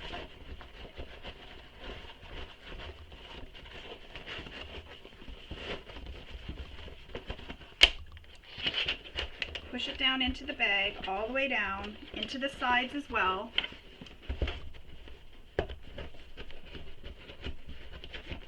So that may mean you may need to push it so that it goes under where your sides here are, where those darts are. Push it down, and you'll notice this fits like a glove. It fits perfectly, especially if all your seam allowances were accurate. It fits perfectly.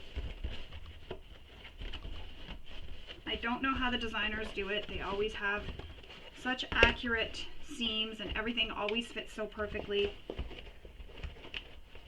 They do such a great job.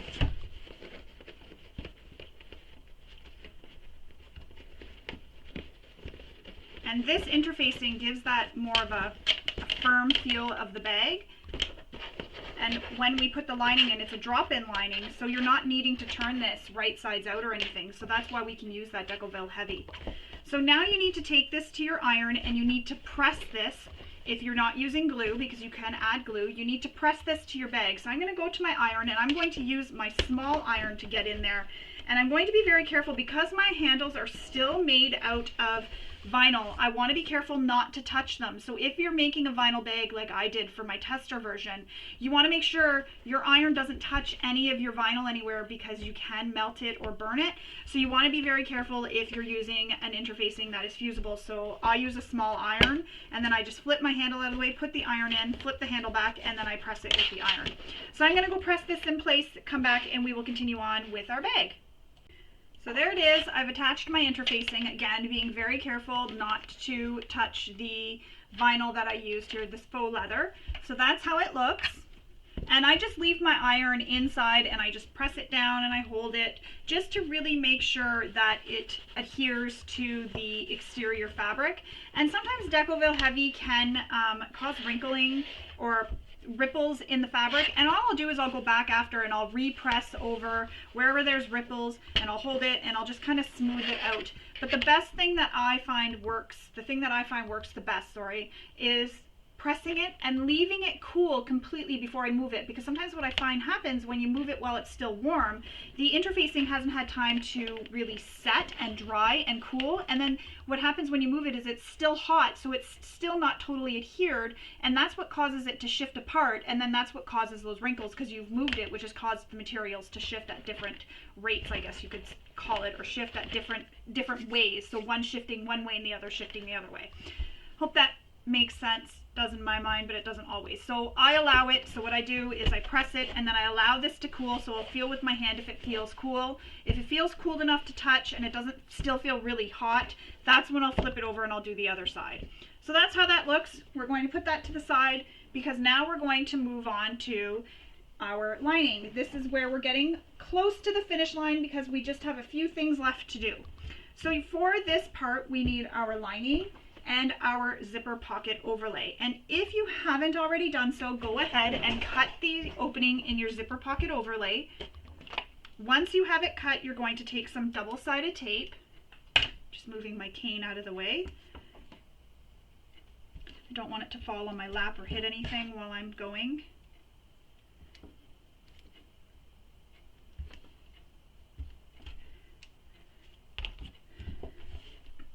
So there it is. I have the double-sided tape. I'm just going to fold this in half, remove the backing of the double-sided tape. Whoops, I just peeled it completely off my overlay.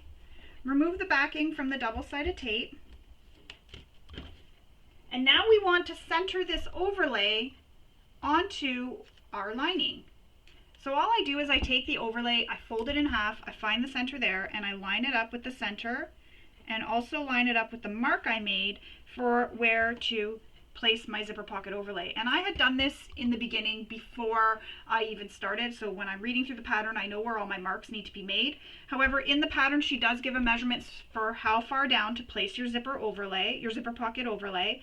So you'll want to refer to that to make that mark before you place your zipper pocket overlay down. And we're placing it centered on that panel. So now what we need to do is top stitch all around just the outer edge. And the other thing you'll want to do too is don't backstitch, leave long tails and pull them through to the wrong side. Unless you have a print here that's a busy print, like your vinyl or your whatever material you use, your non-frame material is busy, you can definitely backstitch, you won't notice it as much. However, don't backstitch, leave long tails, stitch all the way around. When you get back, end in the same hole you started, leave long tails, and then we'll pull them to the back to tie them off. So I'll show you what I mean. So starting at the bottom, I've left a long tail, don't backstitch,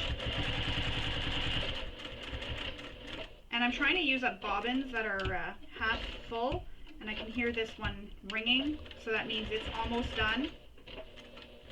I'm just hoping it doesn't run out while I'm stitching this.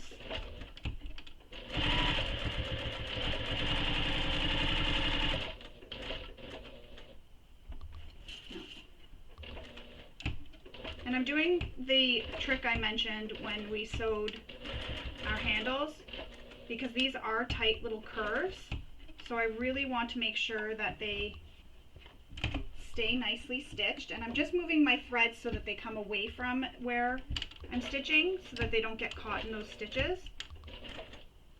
I've ended where I started, leaving long tails. Now I'm going to grab my seam ripper.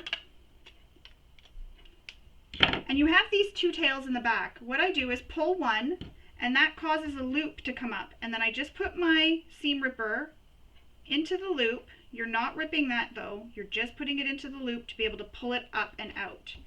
Take the second thread, do the same thing, give it a little tug, and it'll cause a loop to come up from on the back. That's the front thread looping through. So you can see we stitched around. There's no back stitching. Now we're going to take these threads and we're going to knot them. So tie them together.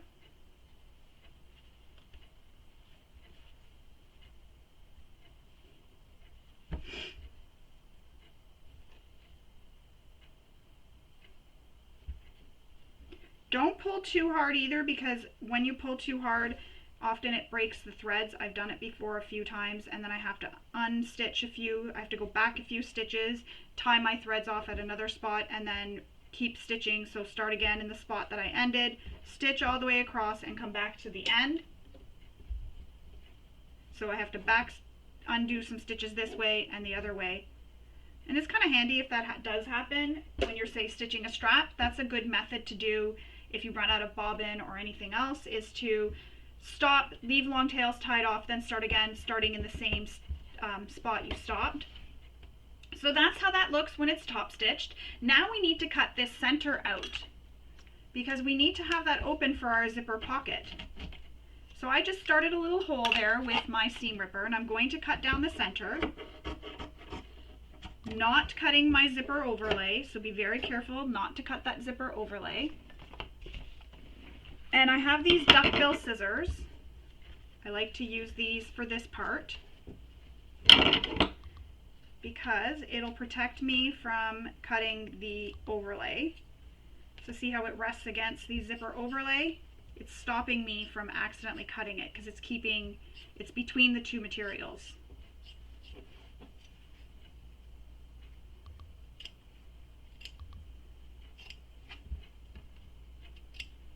And this doesn't have to be perfect or pretty because nobody's going to see it. It's going to be having a zipper sewn to it later, and this will be tucked inside the bag, so you won't see any of this after.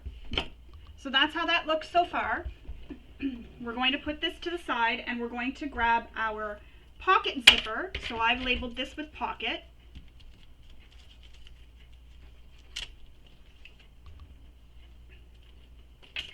And our zipper pocket panel. So I'm labeled it ZP. If you haven't already, install your zipper pull. Now, with your zipper pocket panel right sides up, she calls this, I just want to make sure I'm calling it the correct name. Yep, zipper pocket. So with your zipper pocket right sides up, lay your zipper so it is also right sides up. So the wrong side of the zipper is touching the pretty side of the zipper pocket. Clip it along that edge. So you're clipping it to the short edge right now, not this long edge, your short edge. Clip it in place, and then we're going to sew this with the seam allowance given in the pattern.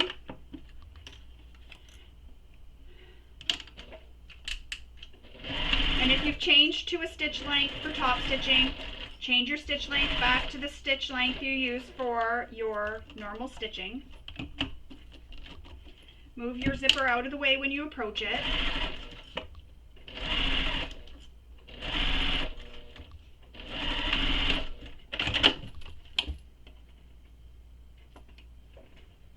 So there it is. There's the one side all done. Now we're going to take this, and I'm going to press this away from the zipper just for now. And I'm just finger pressing it. So there it is. That's how it looks. I flipped it, finger pressed it. Now, I have this flipped this way so the zipper is near me. I'm going to take the end of the zipper that we didn't stitch to the panel and bring it up to the other side and line that up and clip it in place. Once you have that clipped in place, you're then going to sew this with the seam allowance given in the pattern. And it does look a little weird because your zipper, the right side of the zipper, is on the same side as your wrong side of your fabric. But once we put it in the pocket, there's that. When you unzip this, you'll see the inside of the zipper pocket. So again, stitch this with the seam allowance given in the pattern.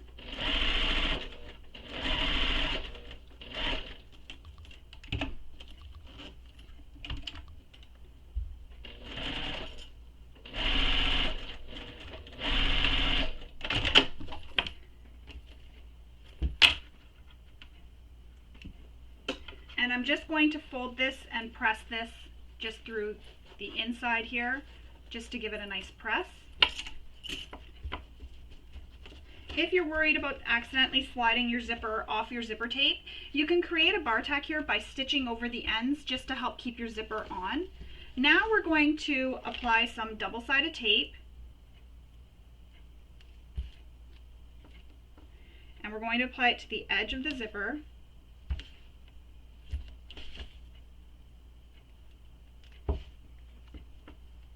All the way across.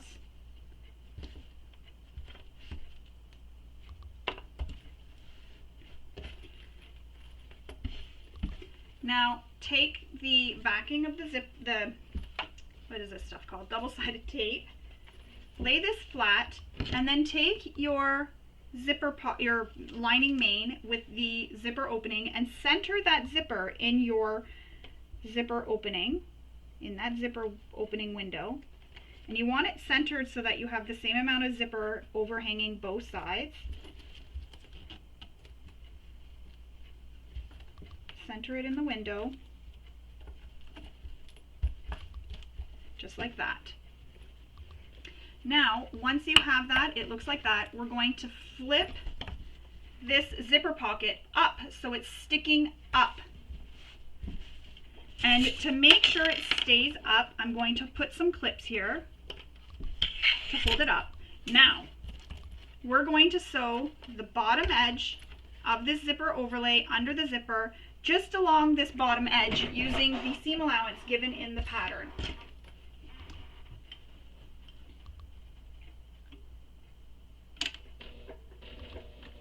And I'm not back stitching, or I'm going to back stitch because I didn't leave long tails. Or did I? I don't remember, but I'm back stitching just because it's not going to show as much on this fabric, but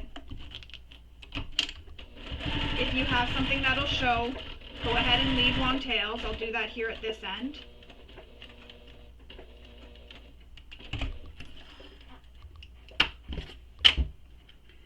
I didn't leave a long tail, so there's no thread here for me to have tied off, so I'm glad I back stitched at the beginning there.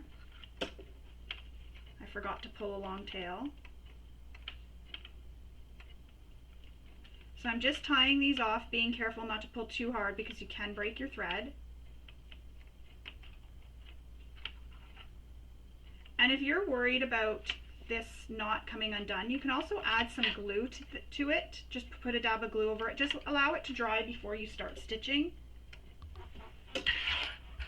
So that's how it looks. I've stitched this whole edge. Now we need to unclip there, and we need to flip this zipper pocket down So you want it to be facing down. And I'm going to add some pins to help hold this down because I don't want it shifting on me. I've had it happen and then I have to unstitch everything. So now what we're going to do is, starting where we started or stopped, you're going to stitch up the short edge across that top long edge and back down. Again, leave long tails and start and stop where you started and stopped previously. So put your needle into the start and stop hole, stitch up,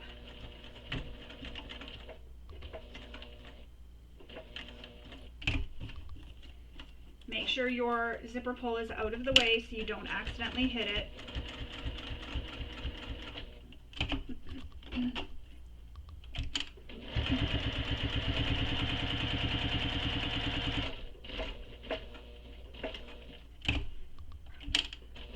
And I'm coming back down to where I stopped previously. I'm going to leave a long tail, and I ran out of bobbin thread. Isn't that fun? I'm trying to use up all my bobbin threads that have a little bit left on them. Anyways, I'm going to go and change my bobbin thread and restitch that, then I'll come back and I will show you again how to tie them all off. Alright, so I'm back to where I was. Now I'm going to pull my threads through to the back and tie them off. Sorry about that. I'm trying to use up bobbins because I keep filling them and then I don't end up using them up because I'm filming tutorials, so I like to have a full bobbin, but I'm trying to use them up because I don't have a lot of that thread that I'm using, that one color. I only have a little bit left on the spool, so I need to use up all the bobbins that I have wound with what's left on them. So I'm just tying these threads.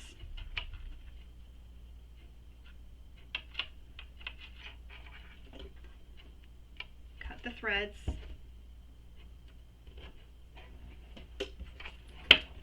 I'm going to remove these clips, or these pins, and now I'm going to clip all the way down the sides of the zipper pocket because we're going to sew these sides closed.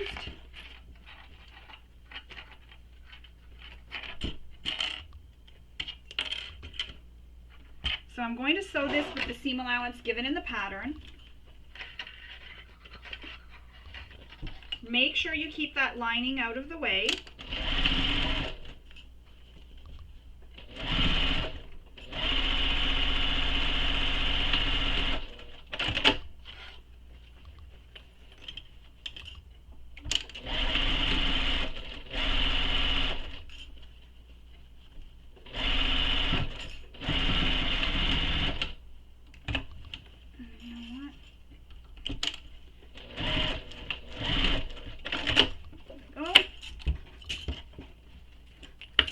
So there's your zipper pocket.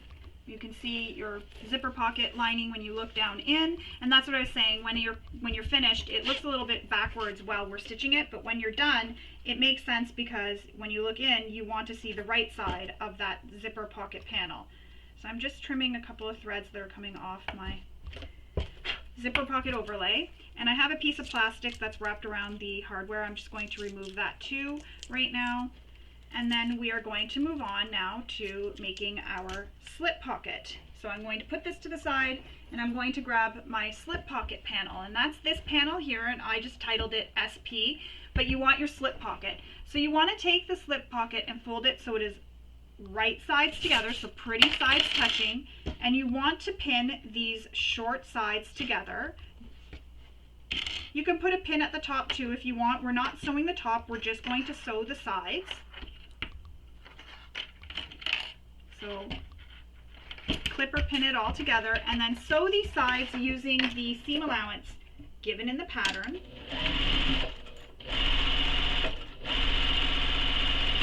Again, don't sew the top or the bottom edge, you're just sewing the sides.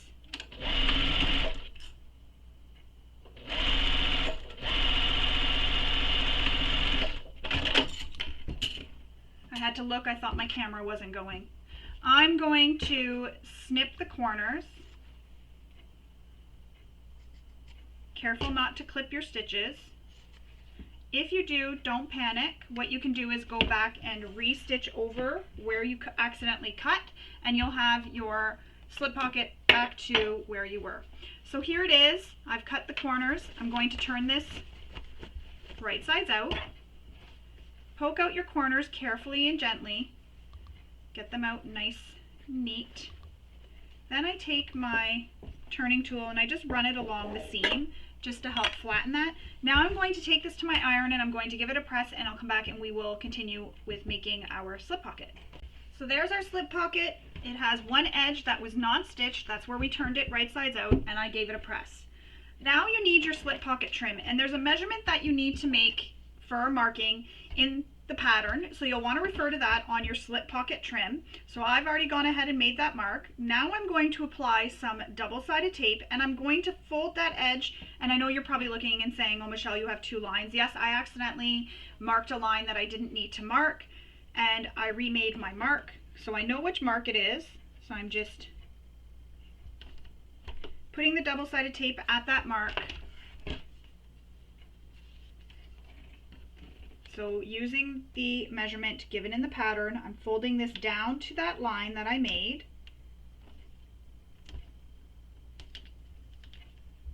And pressing it so it sticks in place. If you're using another material and you find your double-sided tape is not really holding very well, and actually you could use quilting cotton for this piece. Before I continue on, you could use quilting cotton because there are no raw edges being left. I know I mentioned in the beginning that it had to be, but there are no raw edges for this, so you could use quilting cotton. And if you're using quilting cotton, you can just press this with your iron. If you're finding that your double-sided tape isn't sticking, go ahead and apply some clips, and that'll help hold it in place until you sew this edge down. So now that we have that one edge pressed, we're going to take this slip pocket trim and we're going to place it so the pretty side is touching the pretty side of the slip pocket. And you're lining that up with the edge of the slip pocket that wasn't sewn. So the side that's open is where you're lining that up. And your trim is going to be a bit longer, and that's okay. We're going to trim that down after.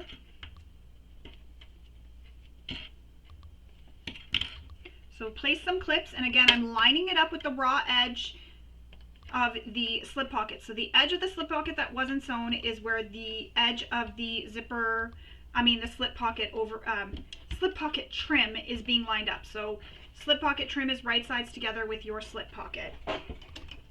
And it's the edge, both of them are the raw edges that are being lined up. So now we're going to sew this with the seam allowance given in the pattern.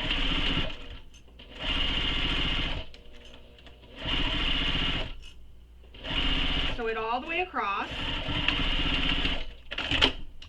Clip your threads, and then press this, and then you're going to fold it over. But before we do that, if you're using quilting cotton for this trim, go ahead and press this with your iron. However, I'm using a material I can't press with my iron, so here we go with more double-sided tape. This is just what I do to make sure it stays in place.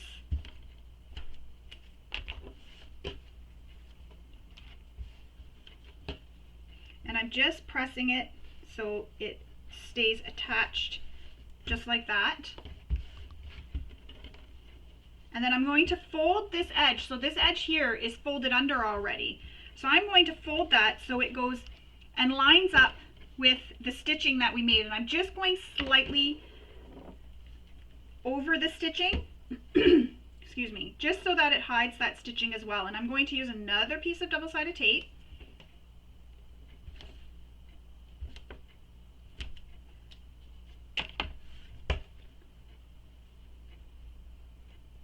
And if this is a lot of bulk for your machine, you can go ahead and switch to a bigger needle or try using a walking foot. That may help. Oh, I didn't cut those threads there, and they're doing the peekaboo threads on me. My stomach is starting to growl. I'm getting hungry. But we're almost done. Another thread that's not cut.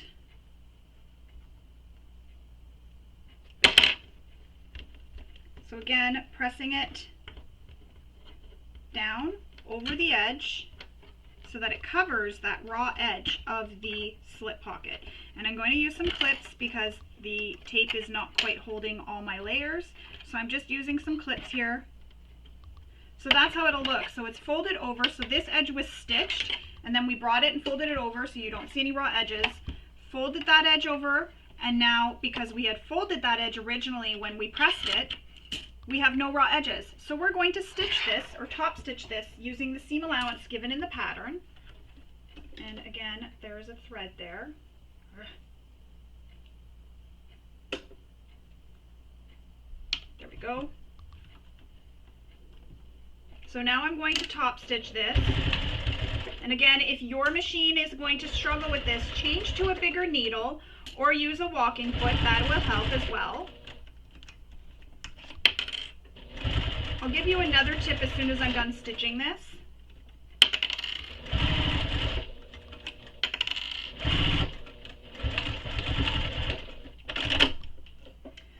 So if you're using a material that doesn't fray for this here, this slip pocket trim, you could always leave the edges raw and just fold it in half right over the top. Now your trim will be a bit longer out here, it'll come down a bit further, and that's okay. And the reason I'm saying that is when you just fold it in half just over the edge, you're only having 2 layers of the trim to stitch through, and then your 2 layers of your slip pocket, and that just helps reduce the bulk, because right now the way it's done in the pattern, you're sewing through 4 layers of your trim and then 2 of your slip pocket. So if your machine struggles with bulk, you can just take it and fold it in half over the top edge of your slip pocket. And that's just a little tip just in case, because I know that some machines do struggle and have a hard time with the bulk, so that just helps reduce the bulk and makes it a little bit easier for you to sew. So I'll show you with this piece I cut off. What you would do, here's my slip pocket trim,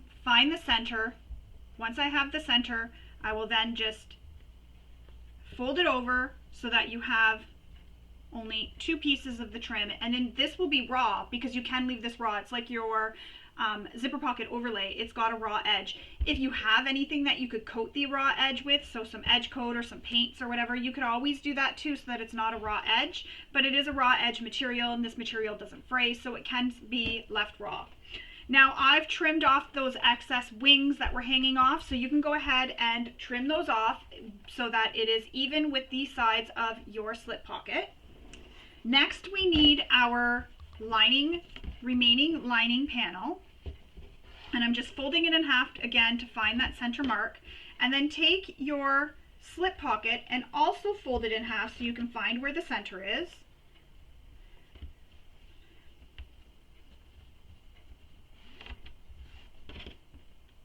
And then once you have where the center is, there is a mark that you need to make on your lining panels. So you'll want to refer to the pattern for how far down that mark needs to be made. I had already gone ahead and made that mark. So I'm going to line up the top of my slip pocket with that line and centering it. And I'm going to use pins to hold this in place.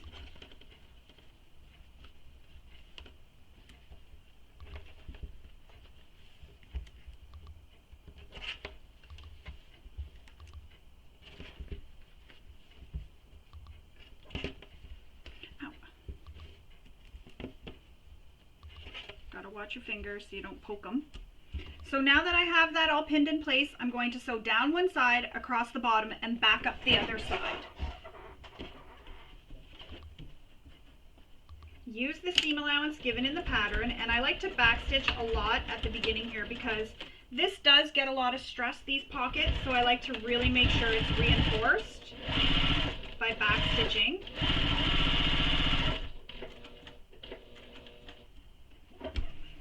Is moving away on me, so I'm just going to slide it towards me.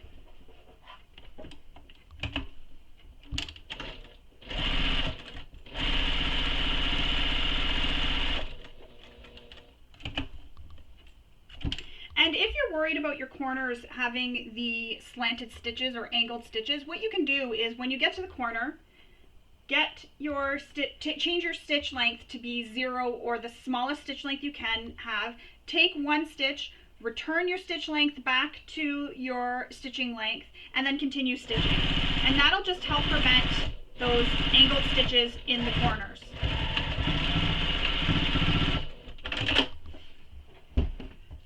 pins, trim off your excess threads, and that is how that looks. We now have our zipper pocket attached. We're going to move on. We are almost done. We just have to make the main lining together, then we have to put it in the bag and do our strap. So now we need to take the two lining pieces, the one with the zipper pocket and the one with the slip pocket. We need to place them pretty sides touching, and we need to pin them together on the sides and the bottom, pin or clip. So line up the corners and clip it all together. And then we're going to sew these with the seam allowance given in the pattern.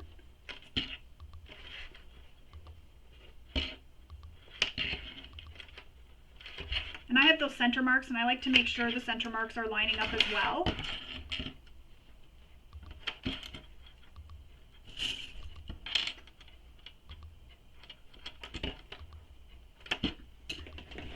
Now I'm going to sew the sides and bottom edges using the seam allowance given in the pattern.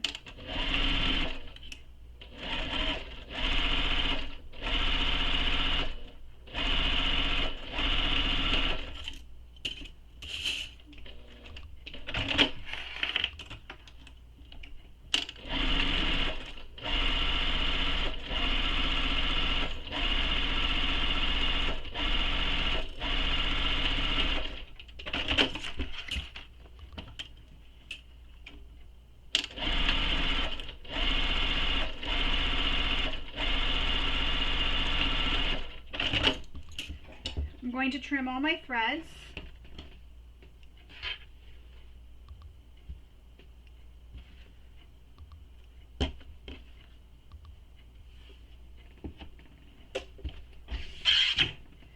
Now we need to take the bottoms and we need to box these corners. So what I like to do is finger press this seam open. You can even take it to your iron if you prefer and press this seam all the way down. So you open it up and then just press it, and I'm just going to finger press it. So I just use my nail and I run it along to open it up. Again, you can take it to your iron. I'm going to do that to all the seams we just sewed.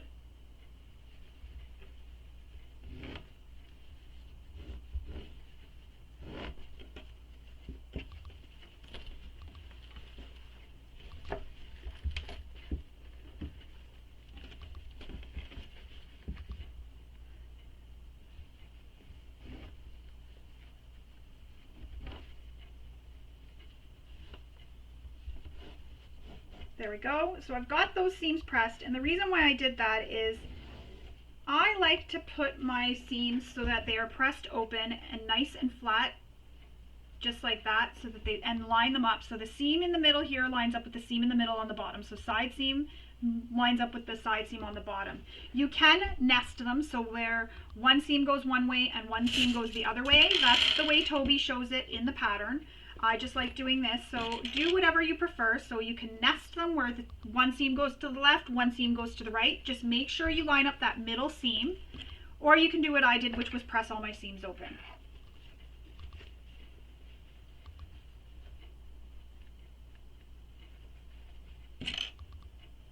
So clip it, and then we'll sew these with the seam allowance given in the pattern.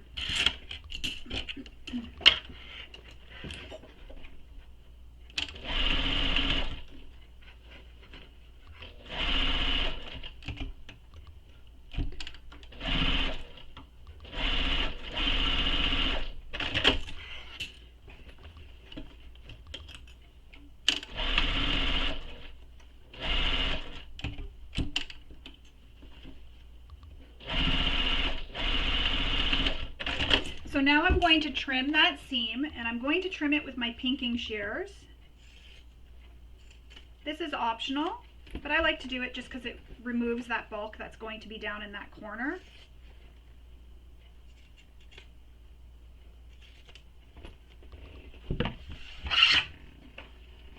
There we go. So that's how it looks once you have it so that it is clipped. Now moving on, we need to keep this so the lining is wrong sides out. We're going to apply a piece of tape all around that top edge So a piece of double-sided tape all around. We also need our exterior, so I'm going to put that there for now. That's going to remind me. And we're in the final stage of making the bag, and of course I can't find the end of my tape.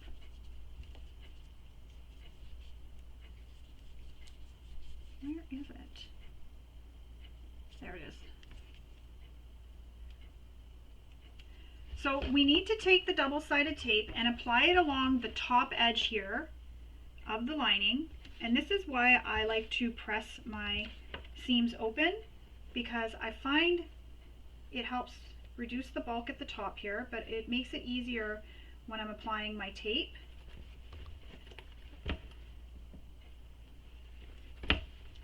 And try to keep this so you don't get any puckers or anything. Oh, my tape almost fell.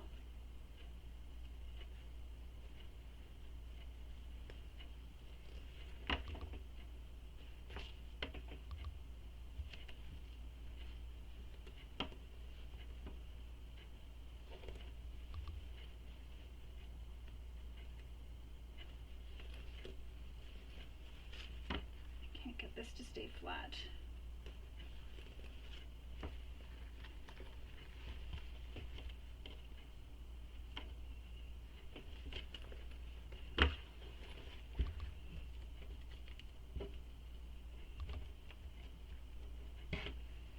And I just like to overlap my tape, that's why I peeled that back a bit. Now we're going to remove the paper backing, and there was a line we made earlier from the top down. So right at the beginning where you were prepping all your pieces and making all your lines, there's a line that you need to make. So we're going to take this top edge and press it down to meet that line.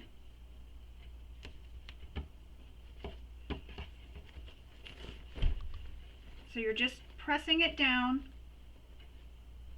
to where the line is, so the raw edge is going to line up with that line. So raw edge at the top of the main is meeting up with the line that we drew all the way around. And I'm going to take this to my iron too and press it, because my interfacing for some reason is coming unattached. So I need to press this again to make sure it stays all together.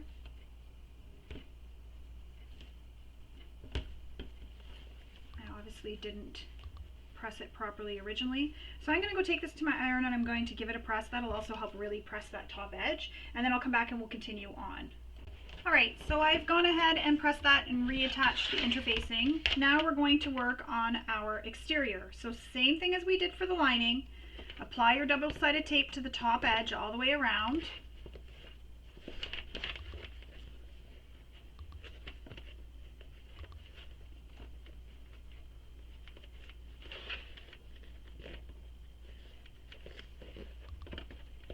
And it's a little bit tricky because this bag is right sides out, so we're working from the inside of the bag.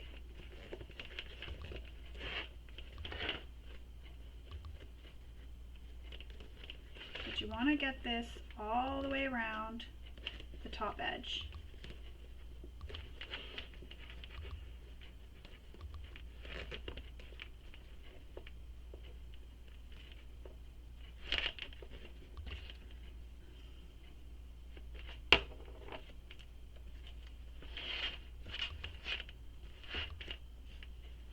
And this is where your zipper will be flipped, as I mentioned previously, that we're flipping our zipper down. So this is where your zipper gets flipped down so that it is facing the right way. Take your time with this step. It can be a little bit tricky because, like I said, we're working from the inside of the bag.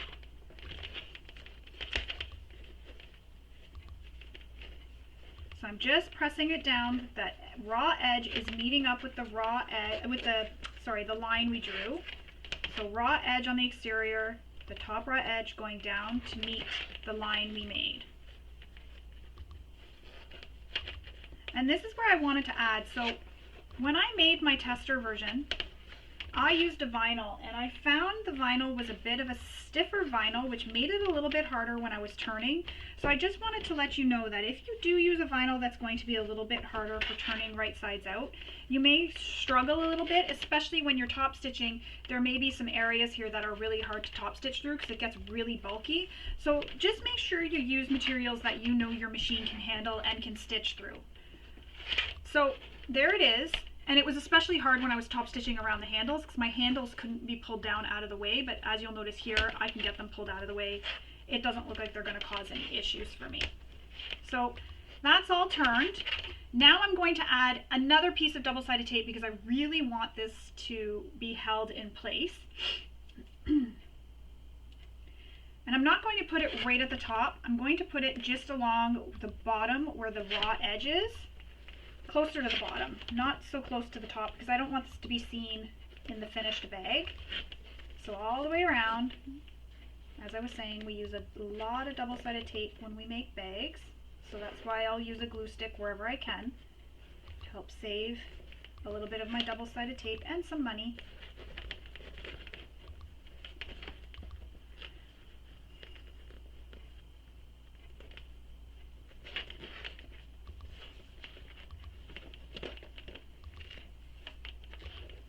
And I'm back to where I started, so I'm going to take this out, make sure the double-sided tape is stuck, and then I'm going to pull the backing off all the way around.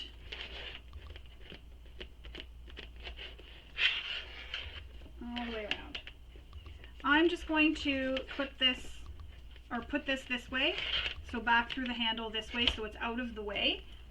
Now we need to take our lining and we need to place it inside the exterior. And it doesn't matter which way this goes because really both sides of the bag are the front. But you want to put it in, and then you want to line up the center of the lining with the center mark on your side panel. And there's my mark right there. I'm just going to line it up and put a clip there. And I'm going to come back over and I'm going to do that on this side. So find where my center mark is. So it's right there. Line this up.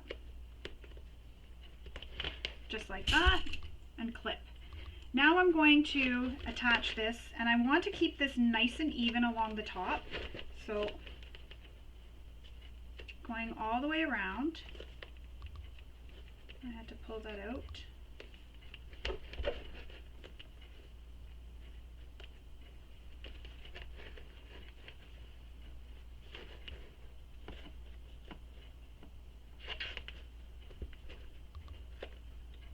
And just take your time clipping it and pinning it and sticking it together. Because we can't turn this, or I don't have a free arm. You may have a free arm, so you'll be able to maneuver this around a free arm. I don't have a free arm, so I have to make sure this is really nicely lined up so that I don't have any stitching that is skipped. And I'm just feeling here, I can feel where the top is of the seam here, and that's how I'm lining it up. I'm feeling with my hands so that the two of them, when I push my finger through, I can feel if it's hitting the top of where the exterior is, so the lining top is lining up with the exterior top.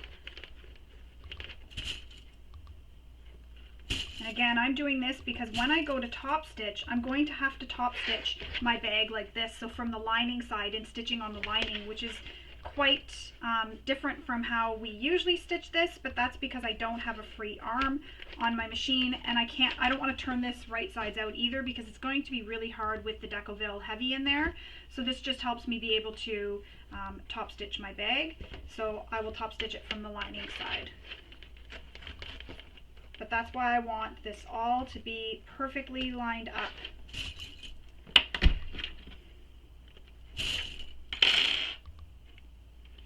And then that way there, my top stitching will be nice and even on both sides.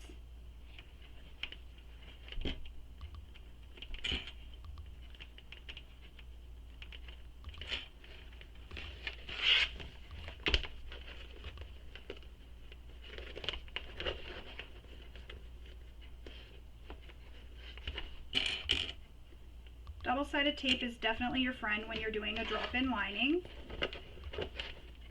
because it will help hold everything for you.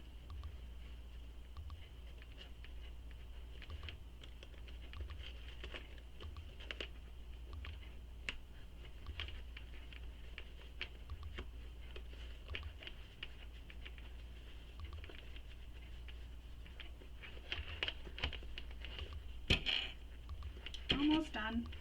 Just getting it nice and flat here.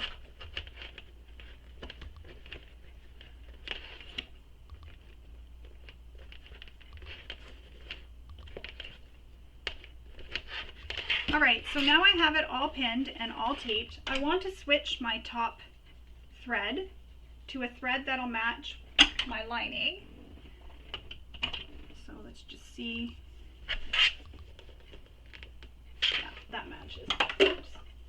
So I've just changed my thread so it matches my lining, and I have one that's already used. This is one that's not been used yet.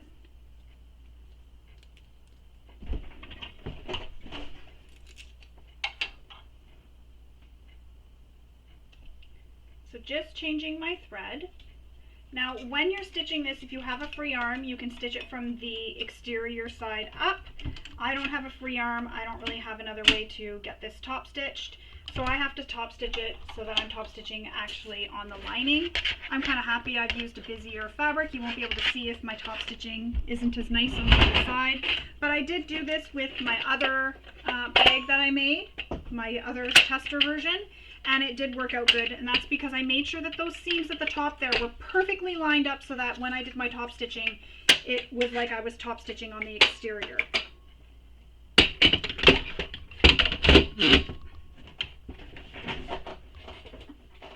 So starting from the lining side, so this is where it seems a bit wonky, but trust me, it works out in the end. So I'm just going to make sure that's all lined up all the way across, and it is. Move your handle down out of the way. And it will be a little bit harder to maneuver this because you've got some bulk here. Oops. And when I mean bulk, I mean the bulk in the sides, and then you do have your handles that you have to pay attention to make sure they're staying out of the way, as well as the zipper tails. You don't want to stitch over your zipper tails. So if you want, you can do long tails and pull them through to the lining side and tie them off, and then feed them through the seam allowance so that you don't seam them. I'm going to backstitch because I'm using a thread that matches my lining and also my exterior, and my exterior is busy, so you won't see the top stitching, back stitching quite as much. So as I was saying, it's going to get a little bit hard here because we do have the handle. So I'm just going to go a little bit slower, making sure that handle stays out of the way and the zipper.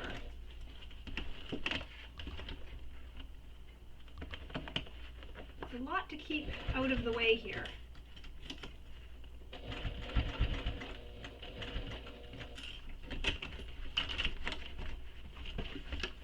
If you have to squish it, go ahead and squish your bag. It'll all be taken care of in the final pressing. Again, keep your zipper out of the way. So the zipper panels are pointing up at this moment because you're not sewing them with them down. You're not sewing through them as well. You're just sewing through the exterior and lining. And that is it.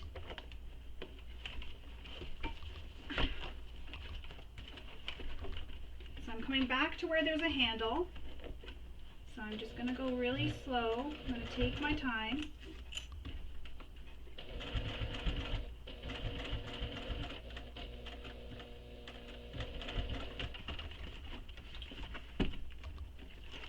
Quite the workout.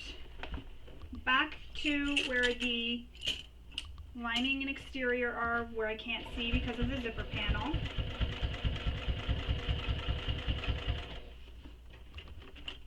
And looking at it from this side here where I've already top stitched, I'm quite happy with it.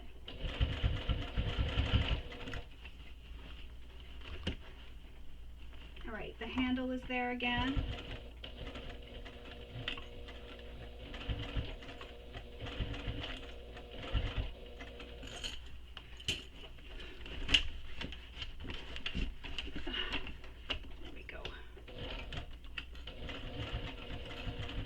And that's why it's important to always make sure that your needle is in the down position too, so that when you're shifting things around, you don't accidentally pull it out. And I'm coming back again to another handle, so I'm going to make sure it's pushed out of the way.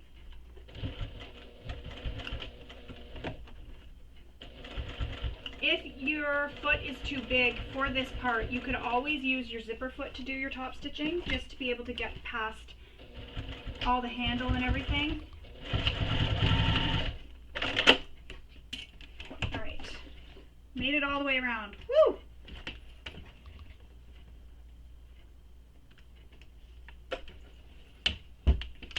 And I'm quite happy with how this top stitching turned out.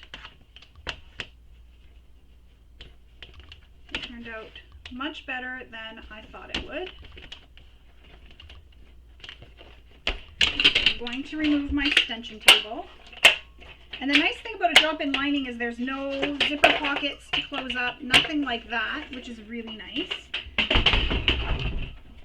So, few more steps and then we are done. Now we need to attach our zipper pull. I do have a tutorial on my YouTube channel for how to attach it, or to install it, I mean. What I do is I put it on my zipper helper, is what I've called this, and then I know my zipper needs to be like this when it's closed, so I'm going to hold it like that, flip my bag over, insert the two zipper sides into the zipper pull,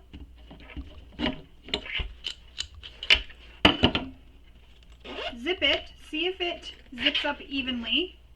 If it does, you're good. Now I'm going to install a metal zipper end. And if you don't have a metal zipper end, you can make a fabric zipper end here for yourself. And all you would do is just cut some fabric that is slightly bigger, so you can use a non-fraying material, slightly bigger than your zipper, or even the same size if you want, and then just fold it over. So cut it so that it folds over as far as you want it to go. Fold it over in half and then stitch that all the way around. Or if you have another method for a zipper tab, go ahead and do that, because you can make them out of quilting cotton too. But if you do, you'll need to cut it bigger, and you'll also need to keep in mind that you have to fold them in. So you'll want to press all the raw edges in so that they don't show. So you'll need to cut it and take into account your seam allowances. So when I'm installing a zipper end, what I do is I put some glue into the metal zipper end.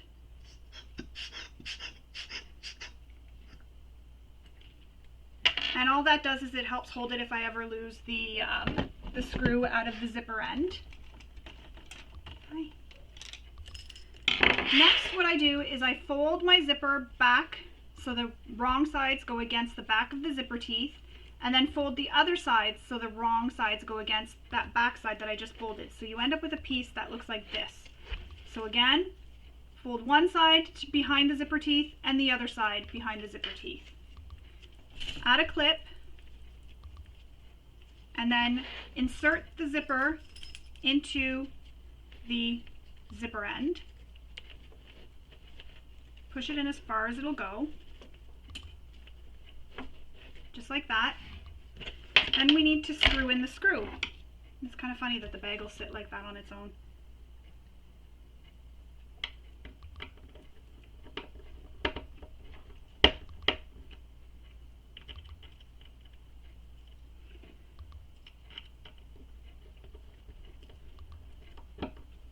Do not hold the zipper end in your hand and screw this in, because if the screwdriver slips, it will stab your hand.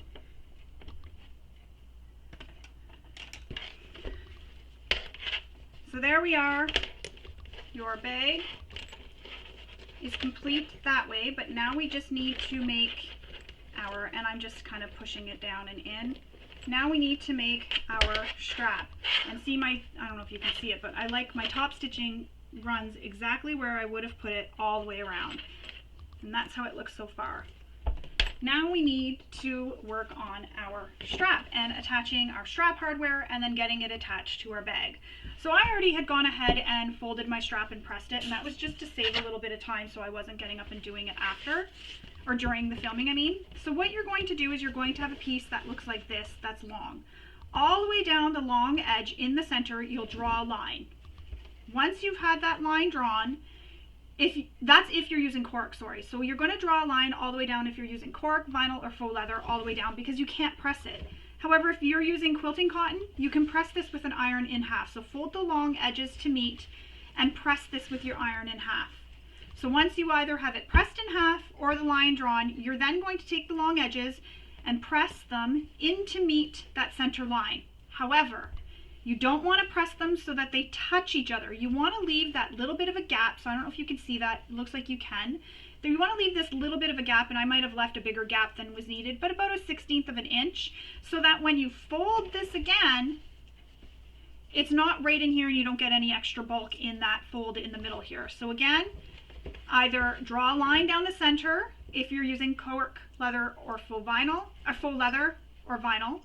If you're using a cotton, like I am, you can just fold it in half and press this all the way down the entire length with your iron. Open it back up, fold these long edges in to meet the center, press, and then you will then fold it again and press. When you're folding these in to meet the center, if you're using one of those non-fraying materials, you'll want to put a piece of double-sided tape down each side of that line and press these in to where the double-sided tape is, and the double-sided tape will help hold that because you can't press those materials, they'll burn or melt, so you need something to help hold it. Then you'll press this into the center, and again, you can run another piece of double-sided tape there. I usually don't. I just use my clips to hold it in place. So that's how you do that. I do have a trick on my YouTube channel, or a tip, sorry, for how to make the ends of your strap have nice finished ends of your strap. That's how I'm going to do it for this tutorial, but I will link it below so you can do your straps like that. However, if you're using cork, vinyl, faux leather, you can leave these edges raw, finish them with an edge coat or some kind of paint, or you can also use strap ends, and that just kind of adds a little bit of extra bling and hardware to your bag. So I may still do that. I'll see how I feel once I get past that. So now you have your strap all folded. If you're using cotton, you will want to press the two short edges in, just like that. Make sure you press them the same amount in on both edges.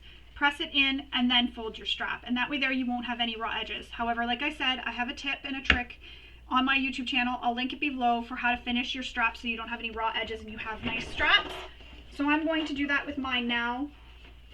But if you have it all folded and all pressed, you can just sew both long edges using the seam allowance given in the pattern. And I need to change my thread back to the thread I'm going to be using for top stitching the strap. I forgot to change it back.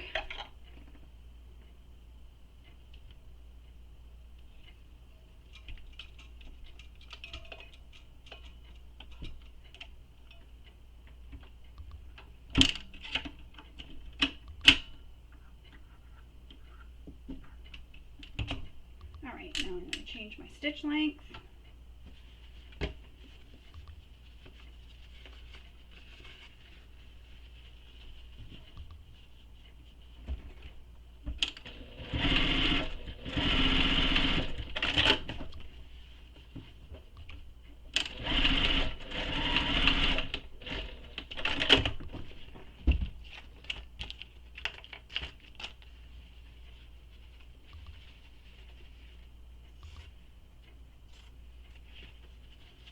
This is the last step besides clipping our strap to our bag. We are almost done.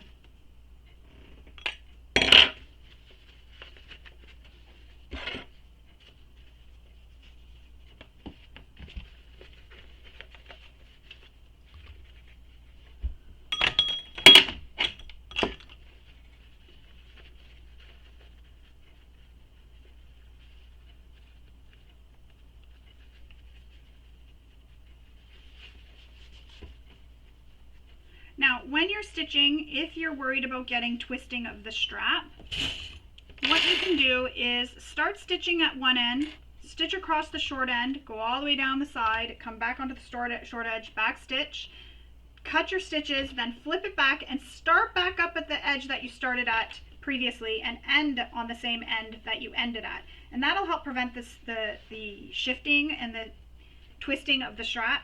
However, I find when I use cotton, I can just take it to my iron and press that twisting out. It seems to heat it up and get it all pressed out all nicely. So when I use these kind of straps, I do go over to my iron and give it a nice press with the heat, and that gets it all pressed nice and flat. And if it does it with this one, I'll show you how it looks after I press it. I'm also going to heat up my ironing board and press out any of the teeth marks that are there in that faux leather on the handles. So again, I just heat up my ironing board and then I rub the handles over it. And it's normally a little bit easier to do before the handles are attached, but I totally forgot. Sorry about that. But you'll still be able to see. It's hard to see the teeth marks even on camera. You can't really see them. Even now I'm having a hard time seeing where they are. I can kind of see it. So I'm going to stitch this.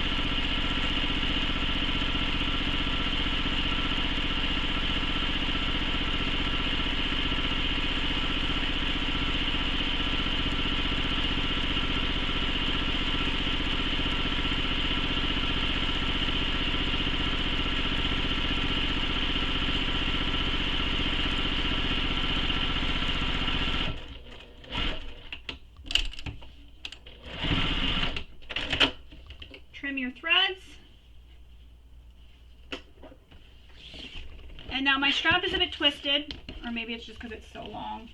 Yeah, I think it's just because it's so long. I'm going to go give it a press just to make sure it's not twisted, and then I'll come back and we will add our hardware and then we'll be done. Alright, so I've pressed it so you can see it's nice and flat, and I also removed the teeth marks from the faux leather, even though they weren't as prominent as I thought they would be. But if it does happen to you, heat up your ironing board and then just do this. And what I do is I just lay it flat and I just rub my hand on the wrong side over where all the teeth marks are, just like that, and then I kind of rub it. I try not to rub too much because I have found that sometimes it kind of leaves a mark from my ironing board, so I just like to use my fingers and I just rub it like this so that I'm pressing where the heat is and it's pressing out the teeth marks. Now we need our hardware. So you need your slider and your 2 swivel hooks.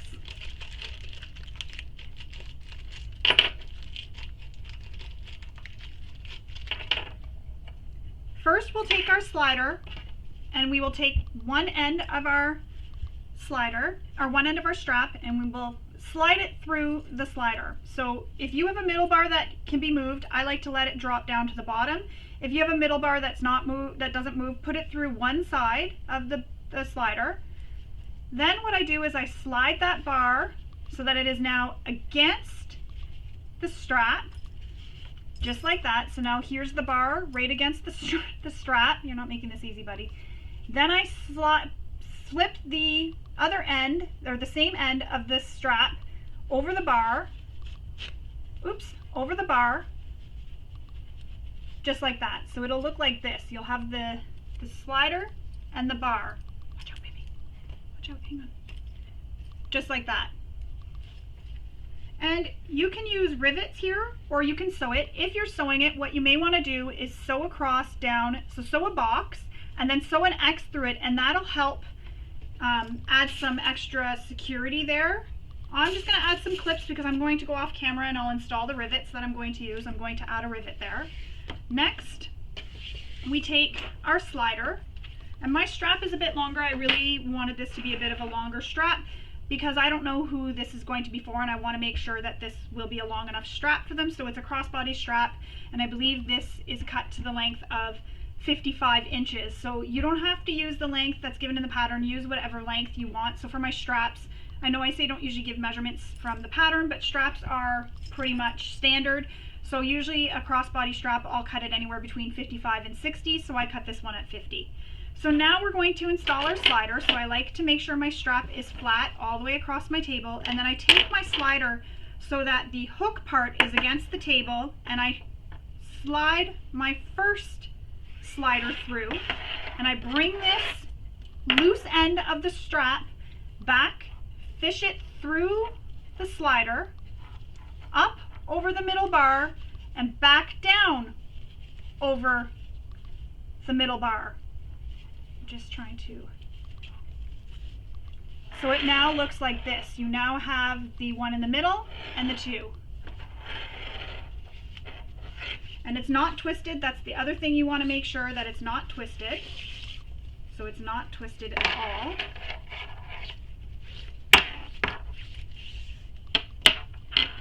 Then, laying this flat again so that the slider is against the table, swivel hook so the hook part is against the table, slide your strap through the loop part of the slider, and then clip it in place. And again, you can sew a box with an X, or you can rivet this. I'm going to go off camera, I'm going to rivet these, and then come back and I will show you how it all looks when we are done. Alright, so I've used rivets to attach my hardware. I'm going to hook my strap on. I can't open this one for some reason. Ow. Really pushed together really hard. Hopefully the other one's not like that. Nope. That was weird.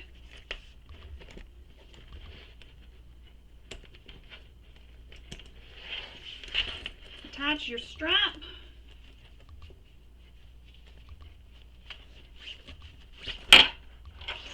And that's the other thing. Before you sew it or attach your hardware or your rivets, make sure that it's attached properly, that your strap, when you pull on it, it will stay tightened and it won't come loose.